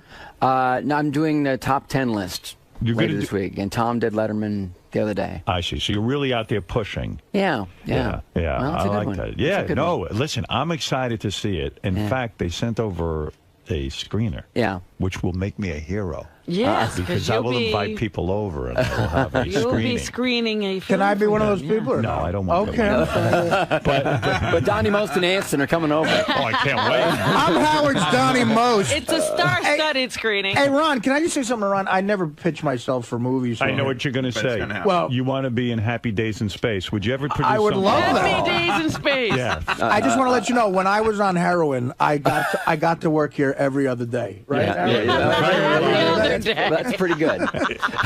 Ron. And I'll wear whatever outfit you want. I'm not like that Jim Carrey jacket. I am going to recommend to my audience to see Angels and Demons. And I'll tell you why. Okay. Because you've got credibility with me. Well, I know you're not may I say, shithead. This is no hack.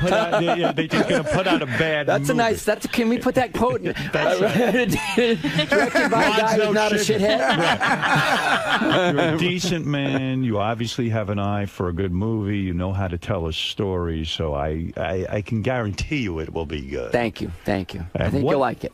Is the movie tracking well, as they say? That means you're on course to make how much? $100 million the first weekend? What, here in the U.S.? No, not that much. But worldwide could be 100 million. Yeah, maybe more. Yeah. Listen. It's all green, baby. Artie Who will knows? teach you. Do you and Brian Grazer trust each other so much? Like you say he's working on something. Do you trust each other so much that you just know it's going to be fine? And how often do you check the dailies of Robin Hood? No, and you never do that. No, right? but it's we trust each other, and then we know everybody. We're both trying to do great stuff, Right, and right. in a business where it's impossible to bat 1,000. But what you do is you give it everything you got with stories you care about. Right. It's you're doing great, and I can't wait to see Angels and Demons. And everyone go see it. Opening this Friday in theaters everywhere. The great Ron Howard. There's so much even more to talk about. I mean, Just don't skim even. the surface, didn't he? Just skim the surface. We don't know if he's ever banged a black chick. He hasn't. I believe He his never wife. had time. Your wife's the only one you've had sex with, right? And what's that wheel of sex back there? That's what you're going to do here next time. Okay. Your next film, you come in, you spin it, and you do whatever's on the wheel. Is that the way that works? You're going to change high-pitch Eric's diapers. My goodness. You're going to get a chocolate bandit from Sal. I was avoiding one question, and I walked right into a deeper trap. Yes. No, you've only had sex with your wife. That's true. Is that true? Is that really That's true? I would say that's true. Wow. You're And almost mean it. you're almost like Donny Osmond. I mean, it's I interviewed him once. Yeah. And he'd only had sex with his wife. Right. And I said, boy, I was kidding around with him. I said, she must give the best fellatio. He goes, I would never ask my wife to do that. I said, wait a second. You've never had a blowjob. Right.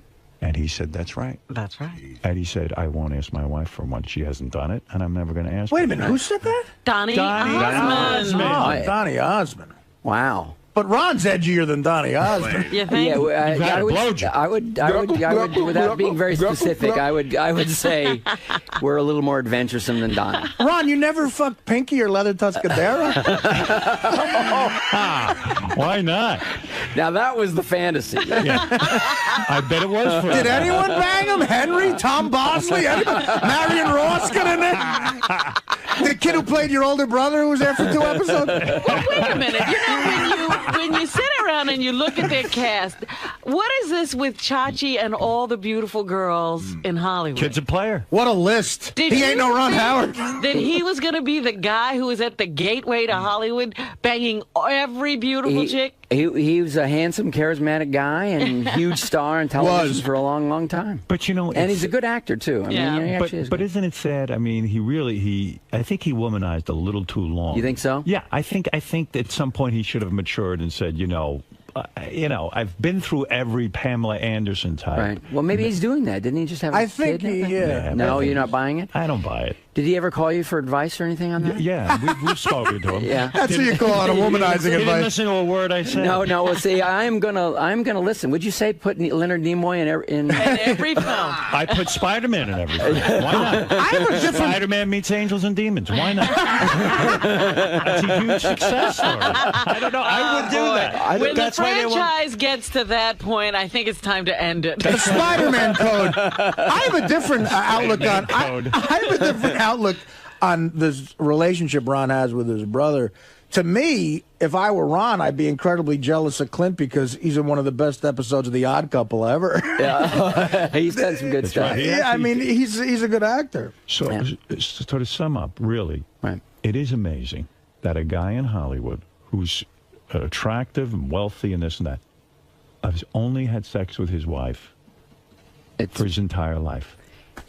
It's quite remarkable. It's pretty remarkable. Who's the attractive guy? It's a real... I'm sorry. I thought you wanted to work with You're this not guy. attracted to Ron? This guy, Ron Redford over here? Are you kidding me? Oh, you know what I mean. I mean, there's a certain beauty to that. Well, I think so, and I'm And a certain grateful sadness. for it. I'm not sure. In Jersey, it's an incredible sadness. Listen, you have a story to tell. Anybody you haven't worked with that you want to? So many. Really? You're not going to name a name? Well, Howard Stern. Hey, you were good in your movie. I did a good job. I went there not expecting much, and you were very, very good. I showed sensitivity. Yeah. I was. You want to know something? I did win the Blockbuster Award for Best Newcomer. Yeah. which is something Ron dreams of. But I'll tell you what. Right next to the Oscar. Done, yes. I believed, now you can laugh all you want, I deserved an Academy Award nomination for that film. All right. So anyway, let's see. Isn't it true that You said I could laugh all I want. Isn't it true that Bryce's monologue was Howard talking to Pig Virus? It's true. That's how she got into Tish. But she did it nude, which is brilliant. That's where I first saw 𝗦𝗵cie, who I then worked with on Cinderella Man. As a matter of he's fact, great. yeah, I mean, I remember when we were testing for that part, we auditioned 𝗦𝗵cie 3 times. We weren't even sure, but Betty Thomas, the director, said, this guy's got something. And then when I started working with him, my agent said to me, this guy's going to be the biggest star ever. He's terrific. He's great. He's great. He's terrific. All right, look, enough about me. We could brag about my acting all day, but we won't. We're here to celebrate your You won't film. name one name of somebody you want to work with, huh? What? Pam Anderson. There's so many. I mean, you know, it just goes on and on. Would you ever work with Johnny Depp? Loved to work with Johnny Depp. What's the problem?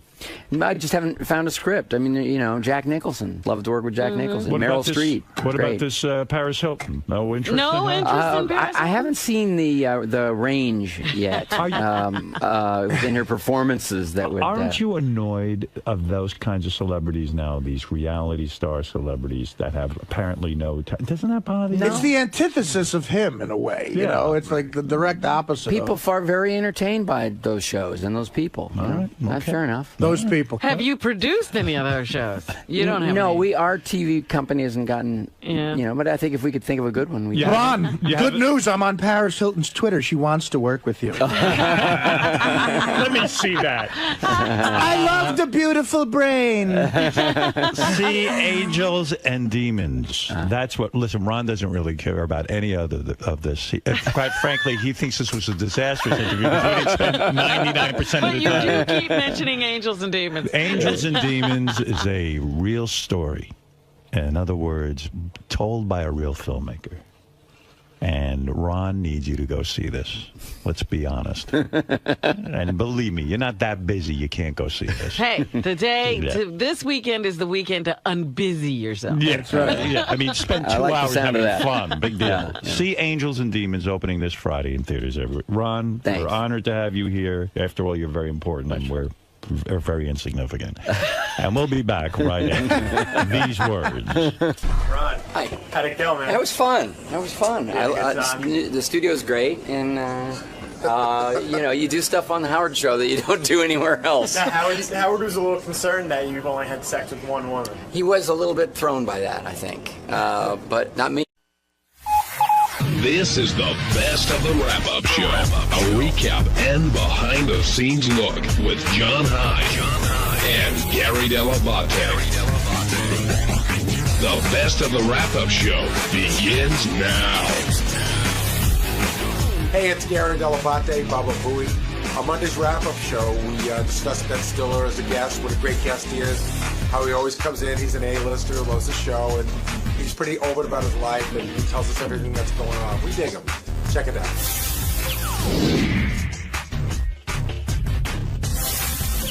And we're going to talk about Ben Stiller, longtime friend of the show, Ben Stiller.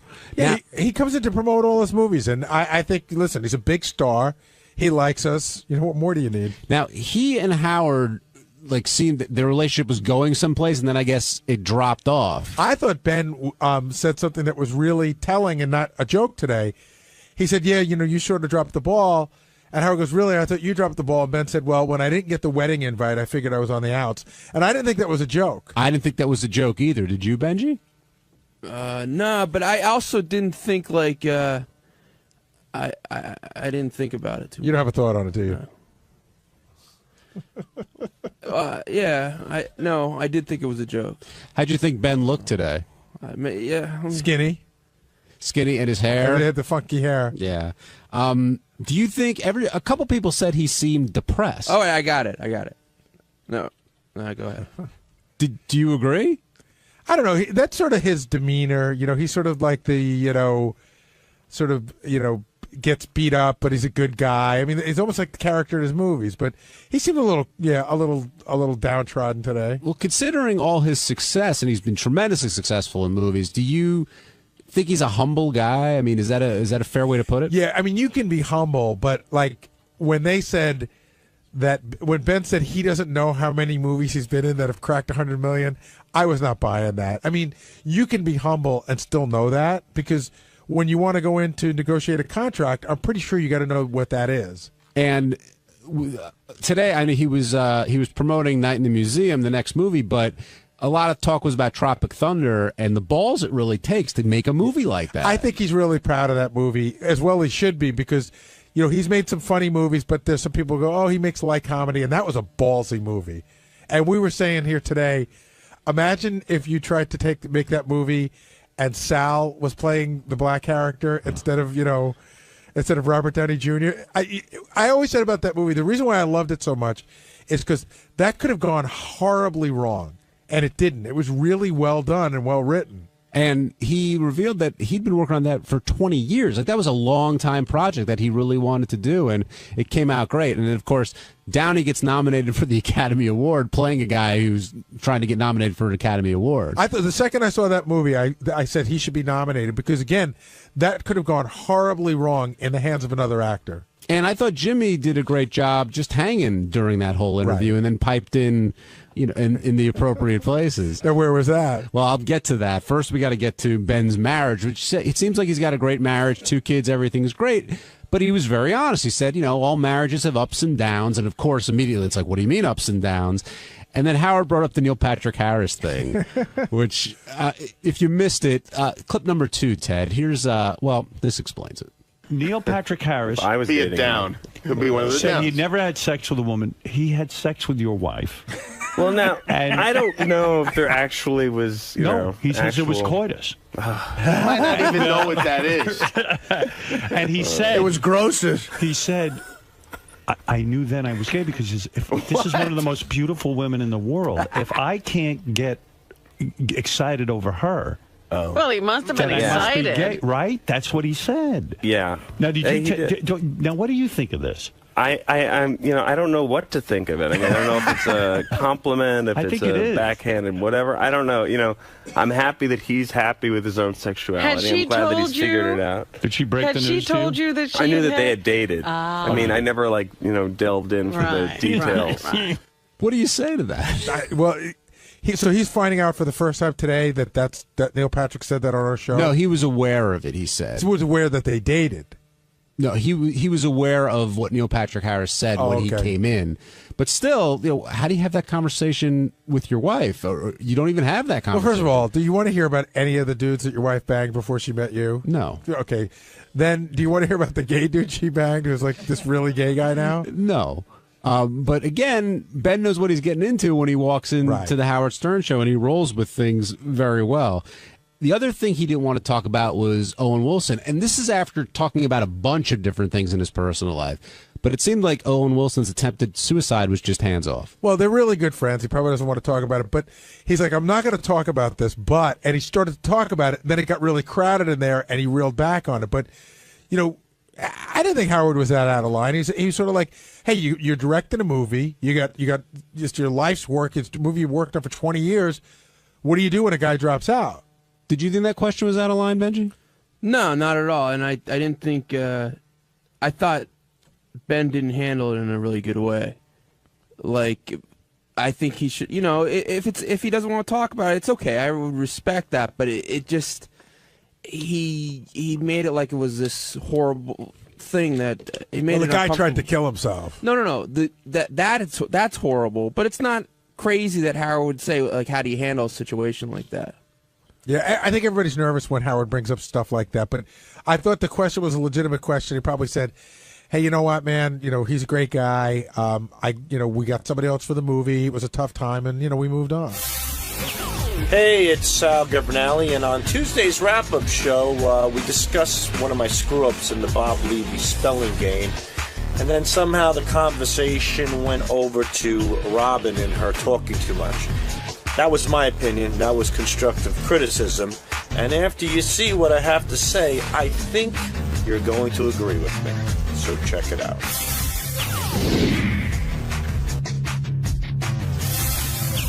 Sal, I'm glad you came down here. I see your stuff in your face. I'll give you a second. But I know you apologized for the misspelling and you blamed Google and Gary and Robin and everything else, but ultimately you took responsibility for your mistake. No, in an argument where one's right and one's wrong and it's Sal and Google, I think one is Sal, who was trapped in a pizzeria as a kid. Hostage. Yeah, hostage. And the other one is a company that recruits Harvard and Yale kids. So I don't know, Sal. It's I a think bad you summed matchup. up. I think you summed it up right there. But Sal, you did Artie. the greatest prank ever, you and Richard. It was vintage, you guys, Oh, and then thank you you, fuck Art. up 10 minutes later. So explain the fuck up. We don't care about the podcast. Exactly. Why'd you blame Google? Talk about your fuck Because ups. when Google didn't work, I went to Gary. I But mean, did you take responsibility for the Yes, answers? No. absolutely. I do take responsibility. And, you know, I did it in a way where when I wasn't sure about the word, I Googled it. But the thing is, at the time, I never noticed the top. It says, did you mean so-and-so? Right. I just I'll type in cemetery, and then if I see, and I'll scan the page, and if I see that spelling, I assumed I got it right. So it gave you all the hits on the other idiots that spelled it wrong. That's exactly it, right. So I found on Google all the idiots just like me, and I fucked up. Sal, when we were talking about it, though, a bigger issue came up, I think, which Gary alluded to, which is, Sure.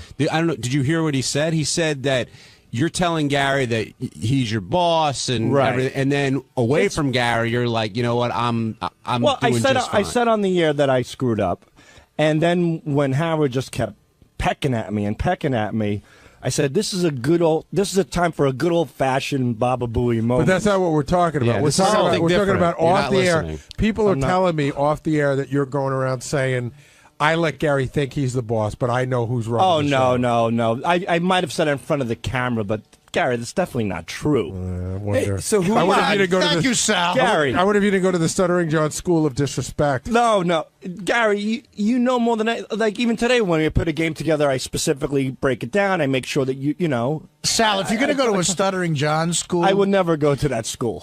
You should go to the Stuttering John school of getting an insanely great job without any skills school. You should go to the Stuttering John School of I can't remember where I put my wallet. You should go to the post Howard Stern job placement school because he's the fucking master of that. Gary, do you believe that Sal respects you at your job? I think for the most part he does, but I think Sal is one of those guys, who will say whatever needs to be said, where it needs to be said to make himself look good. Well, I don't know about looking good. Yeah, he's a jerk off. Right, yeah, they are. Yeah. I was going for Two-Face. Yeah, but I'm a jerk professional off. jerk. I'm Yeah. a jerk off Yeah, too. but- Sal, just say you're being a jerk off when you fuck with yeah, Gary like that. I agree. And you know what? It's funny. I wanted to bring something up about Stuttering John. In the beginning, I liked what Stuttering John did, but it came to a point where it wasn't funny anymore. It was just browbeating. It got a little. Are you talking about me or anybody? I'm talking about Stuttering John. With anybody? With you. Oh. But with Look who's talking. I know. No, the but I fucking think guy who built the wall of teeth in Times Square. And I loved what John did and stuff to certain degrees, but I felt like it just wasn't funny anymore. It just was like it was mean-spirited. And believe it or not, I'm trying to pull away from that. Today, it's been a while since I broke Gary's balls, but when you have like Howard looking at you, I feel like a third grader in the principal's office. It's rough getting yelled at by Howard. But sometimes It's impossible to win an argument because he's a good grasping arguer. for straws, and sometimes you just got to own up to it. And I did. But I'm grasping for straws, and he's giving me that look. It's like the fucking, it's like the Wizard of Oz looking down at you with the flames coming up and everything, Sal, I'm shivering like the lion, and all of a sudden I'm just like, where do I go? Oh, okay, Baba Booey. Sal, do you? He's my saving grace. Hold on. sometimes. Deflection. Do you right. understand why Howard was so embarrassed yes, and because upset? I made him look like an ass, and you don't make Howard look like an ass on the show. I mean, I screwed up. The guy is running a show. He's doing the best he can. He can't stop and think, and cover everything. He's running a show, and then all of a sudden, it's one of those things he glanced over, and I made him look foolish. Now, will you be insulted if you get an email tonight where Beth said you put a Post-it on your computer and you should check Webster's dictionary? No, I won't be. But another reason he was mad, Sal, but that was funny. From a comedy point of view, was it ruined the bit. Right. It ruins the bit Sure. if we can't spell, too, you know, although Levy spelled existence EXF, I think. But, I mean, so he looked really bad, but we look stupid, too, so the bid is destroyed. Well, we're one big, happy, stupid family. I was stupid. No, we're not. And the first thing we have stupid cousins. And the first thing Cousin Sal. The first thing you said when you walked in there was, "I know I'm stupid. I know you just." Do you feel like Howard just wanted to go down that road? Yes, I wanted to kind of like cover my tracks by saying what he would say, so he would get it out of the way. How did you know? How did you know what he was going to say? Well, after a while working here, you kind of get the impression of what's going to happen. You kind of get a feeling of what he's going to say, and I knew what he was going to say as soon as he saw that, or whatever the fuck it is, and he called Gary, and Gary said it was. I knew. I mean, my heart just sunk. And I said, here it comes. Here comes the beating. It's been a while. And I walked in. It's actually been a few days. And it was like going to Bogey Land, like from March of the Wooden Soldiers. And I walk in there, and then sure enough, he just... Sal with a great Laurel and Hardy reference. Yeah, I was a big Laurel and Hardy fan. And you smacked Robin a couple times, too. It is like going to Bogey Land, though. It's like once Buster Keaton and Seven Brides. It's like Harold Lloyd hanging off the clock. With Robin, look, I like Robin. I'm not going to be one of those guys. I love Robin, but I like Robin. But she's got to know her place sometimes. I mean, what is her place? Well, yeah, what do you know mean what I by mean? that? Well, there's a pilot and there's a co-pilot. Back of the bus, Sal? Is that what you're saying? No. That's a long time ago. But what is it? You mean, in other words, Not Howard's the long pilot? enough, Sal. Howard's the pilot. She's got to sort of pipe down? In certain cases. But like what? Like a case like where Howard's browbeating you? Right. No, there's a time to speak. There's a time not to speak. Are you saying Robin's interrupting a lot? I'm surprised the bottom of Robin's sneakers are not on Howard's tongue. She steps on them so fucking much sometimes. I agree. She doesn't have track mark. I'm surprised she don't have track marks all over his fucking face from her Reeboks, because she sometimes just keeps interjecting. It's like, hey, you're going to fucking spew your garbage at 10 o'clock for 45 minutes. Get it all out then. Hold back a little bit. You're calling the news garbage? No, That's I'm spewing? just a figure of speech. Spew her stuff or whatever. I feel like we're all like cannibalizing each other now. Like we're all like this. Well, we're not. Like we're all like, he's yelling, Artie's talking too much. He's yelling, Robert's talking too much. I feel like we used to be a family. What happened? I'm trying to. This is family, Gary. Do you mean we're all eating each other? It's a dysfunctional family. I know, but I feel like we're tearing each other down. I know. Well, but listen, even Artie agrees. It is weird, Gar. Lately, there's been negativity on the Howard Stern show. I can't believe. No, I mean, Robin. So wait, you said at 10 o'clock Robin should do her thing. So from 6 till 10, do you think she should just sit there? No, knowing that she's got the last hour. No, but she should know her place. Like she's like the number 9 hitter. To me lately. I mean, if I love Robin, I'll give her constructive criticism right now. I thought you said. All right. You want me to tell the truth? No. You didn't. I love Robin. This is not a diss. This is not negativity. Let's hear what he has to say. What do you have to say? Hold on. I admire Robin. I look up to Robin. I pinch myself every day that I'm working with a great person on the Howard Stern show. You look up to Robin because she's taller than you. But if I may give her some constructive criticism, like she would for me, somebody you care about. Okay. What is your constructive criticism? Slow down on chiming in. Slow it down, Robin. Slow it the fuck down. When there's a guest on and Howard's mid-sentence in a question and she chimes in and she just demolishes that question with something from left field, sometimes it makes my hands crunch into a fist. Just take it easy on chiming in so much. Think about what you want to say. Think if it's that important to interrupt Howard Stern when you say it, and then take the approach, whether you're going to do it or not. She has a tendency sometimes to get real. She's become a pig on the mic. The micro, like a hog, hogging it up. Just take it easy. Don't be so piggish on the mic. When did you start? Slow it down. When did you start feeling this way? Jeez, 1982? No, I would say, recently, about 7 months ago, somebody sent in an email, and Howard read it, that Robin is chiming in a lot. She's not chiming in. She's stepping on Howard a lot. And Howard read it, and I remember that week she really piped down a lot. And you know what? She was brilliant, and I loved her, and I still love her. But she's got to know her role. You can't have too much of everything. You're going to turn people off. Slow it down, Robin. Just slow it down a little. And I mean that from the bottom of my heart in a kind manner. Just take it easy. So let me ask you a question. The 28 years or 28 or 29 years of chemistry that Howard and Robin have together, you're saying that she's veering off from that? I think she's really good at what she does, but I think she's becoming so confident that she's Robin Stern. You're Robin Quivers. You're the sidekick. You're the co-pilot. Wait for the pilot to make the move, and then listen to him and know your role. Know your place. You know what I mean? Hi, this is Fred Norris for the Howard Stern Show. Guess what? On the wrap-up show for Wednesday, we had a very exciting talk about Jessie James, the outlaw bike builder.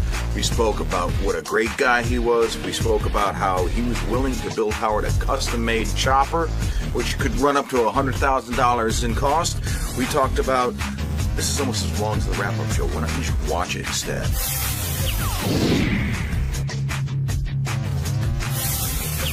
Our in-studio guest today was the one, the only Jessie James. And did you know a lot about Jessie James coming into this, Gary? Knew nothing about him. Really? In fact, I mean, here's what I knew about him. That he used to be married to Janine, that he had something to do with motorcycles. I wasn't sure what. And that he's married to Sandra Bullock. But my first hint that he was more than just a guest came when our very own program director, Tim, came in and said that was his hero. He said that, he goes, "You're my hero." And I didn't understand exactly what he meant. And now as everyone called in, I realized, like, if you're into motorcycles, he's the guy. Well, it's not only that, Gary. That's when Tim encountered you. You didn't see Tim jumping and running down the hallway to get to see Jessie James. I mean, he was just, he had stars in his eyes. Yeah, he said Tim told me he was nervous meeting Jessie James. And I was a bit of a dick. I felt really bad. He goes, "Jessie, I just got to tell you, you're my hero. You're unbelievable. I think the world of you." And I go, "That's so funny," because that's what he said to Arlen Specter last week. Because it's true. He likes Arlen Specter, too. Now, does Jessie James come off as a badass at all? No. I mean, I didn't know much about him, but he's got a really good vibe. He just seems like a good guy. He's like sort of, I read the notes on him, and I see he's been through some crazy shit, but, he doesn't look like he's going to kick your ass, except for all the tattoos going up and down both arms. But he seems like a sort of a gentle guy, and I don't know. I think he came across as really nice. And Tim wasn't the only one who was excited. Fred was happy about it, and I think Fred's going to drop by. But Robin was also very excited to meet Jessie James. Is that the titties were out for him? Is that what the deal was? That's the rumor that was going around. I don't know if there's any truth to that.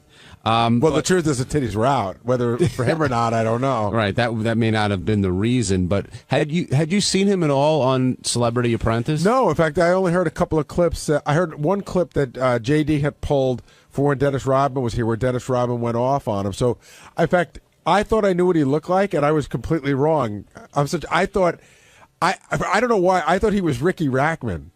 You know what I mean? Like, that's the vision I had in my head. Jessie James, I don't know, all those West Coast guys that were married to porn stars.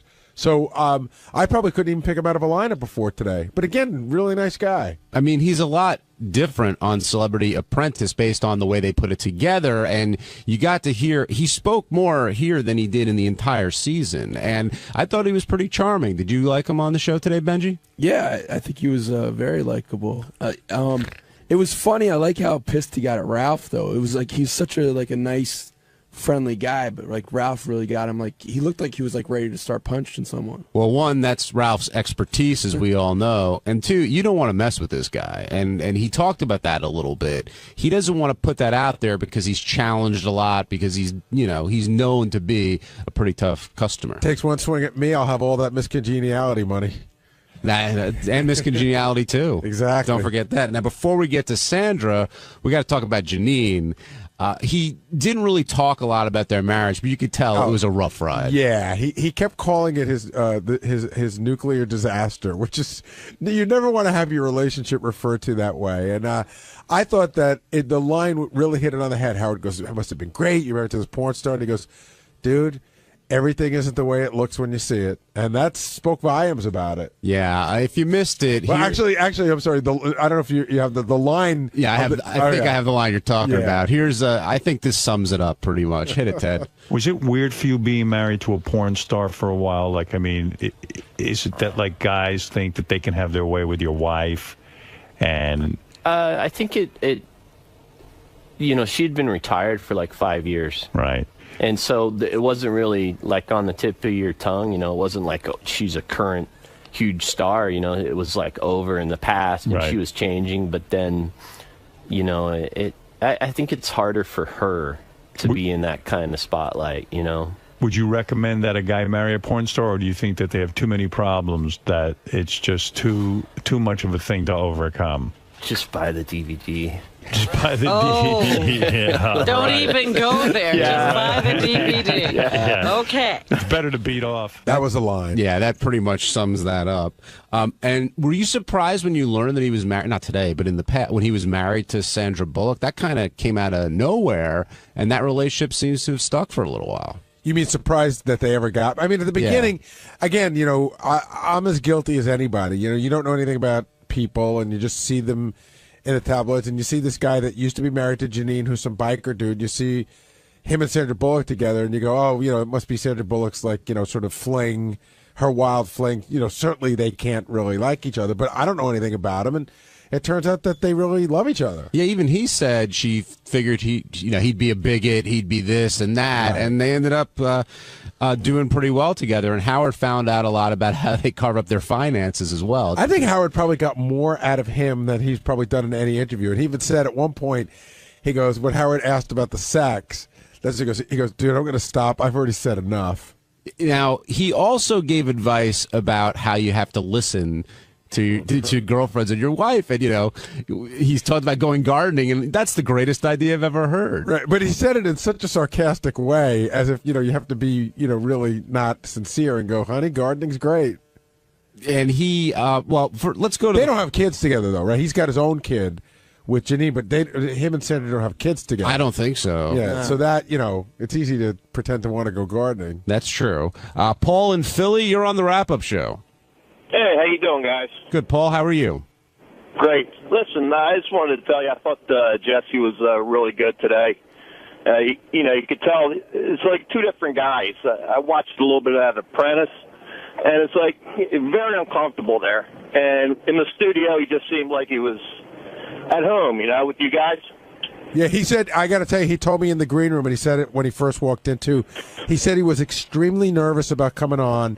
He'd done 60 Minutes on all these other shows, but to him, Howard was like a different level, and he was very nervous about coming on.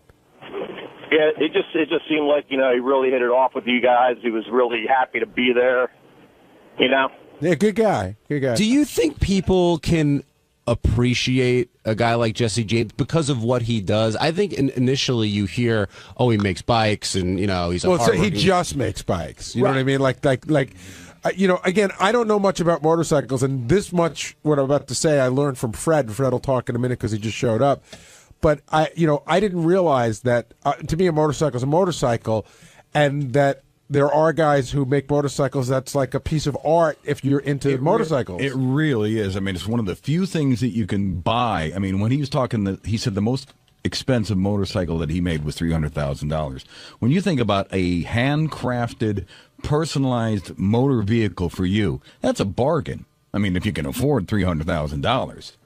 That was the other great part of the show this morning was when he offered Howard a bike, to make Howard a bike, and Howard said, first of all, listen, I could buy my own bike. There are millions. Tim came to my office and started jumping up and down again and going, I can't believe he's not going to take the bike. Why won't he take the bike? He's got to take the bike. Tim was very excited out there. What he should do is he should get a Howard wig and go up to him and say, you know, I was just kidding out there. I mean, I really want the bike. Now send it to Tim's address.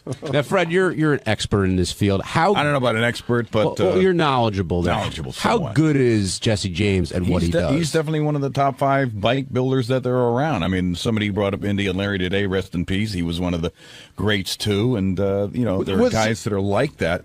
And I really think it's like the last frontier in terms of like customized cars and bikes and things like that. People don't customize cars that much anymore because I think they all look the same and they all look like jelly beans. But at least with a motorcycle, it's like the last frontier. It's kind of like being a cowboy. Now, that Orange County Choppers, are those guys just an interesting show, or are they really good motorcycle makers? You know what? The jury's out on them. The real aficionados of bike building, they poo-poo them. And I'm one of the few people that doesn't, because I think anybody that brings bikes into the collective consciousness of the United States and makes them more acceptable and makes them appealing to the masses, you know, that was one of the things that Jesse was talking about this morning. When you're riding in traffic, people have no respect for motorcyclists. I mean, they barely have enough respect for other cars. Well, I think but when you're on a motorcycle, you're very vulnerable. I don't know why this pisses me off. I'm always very respectful. Like a motorcycle guy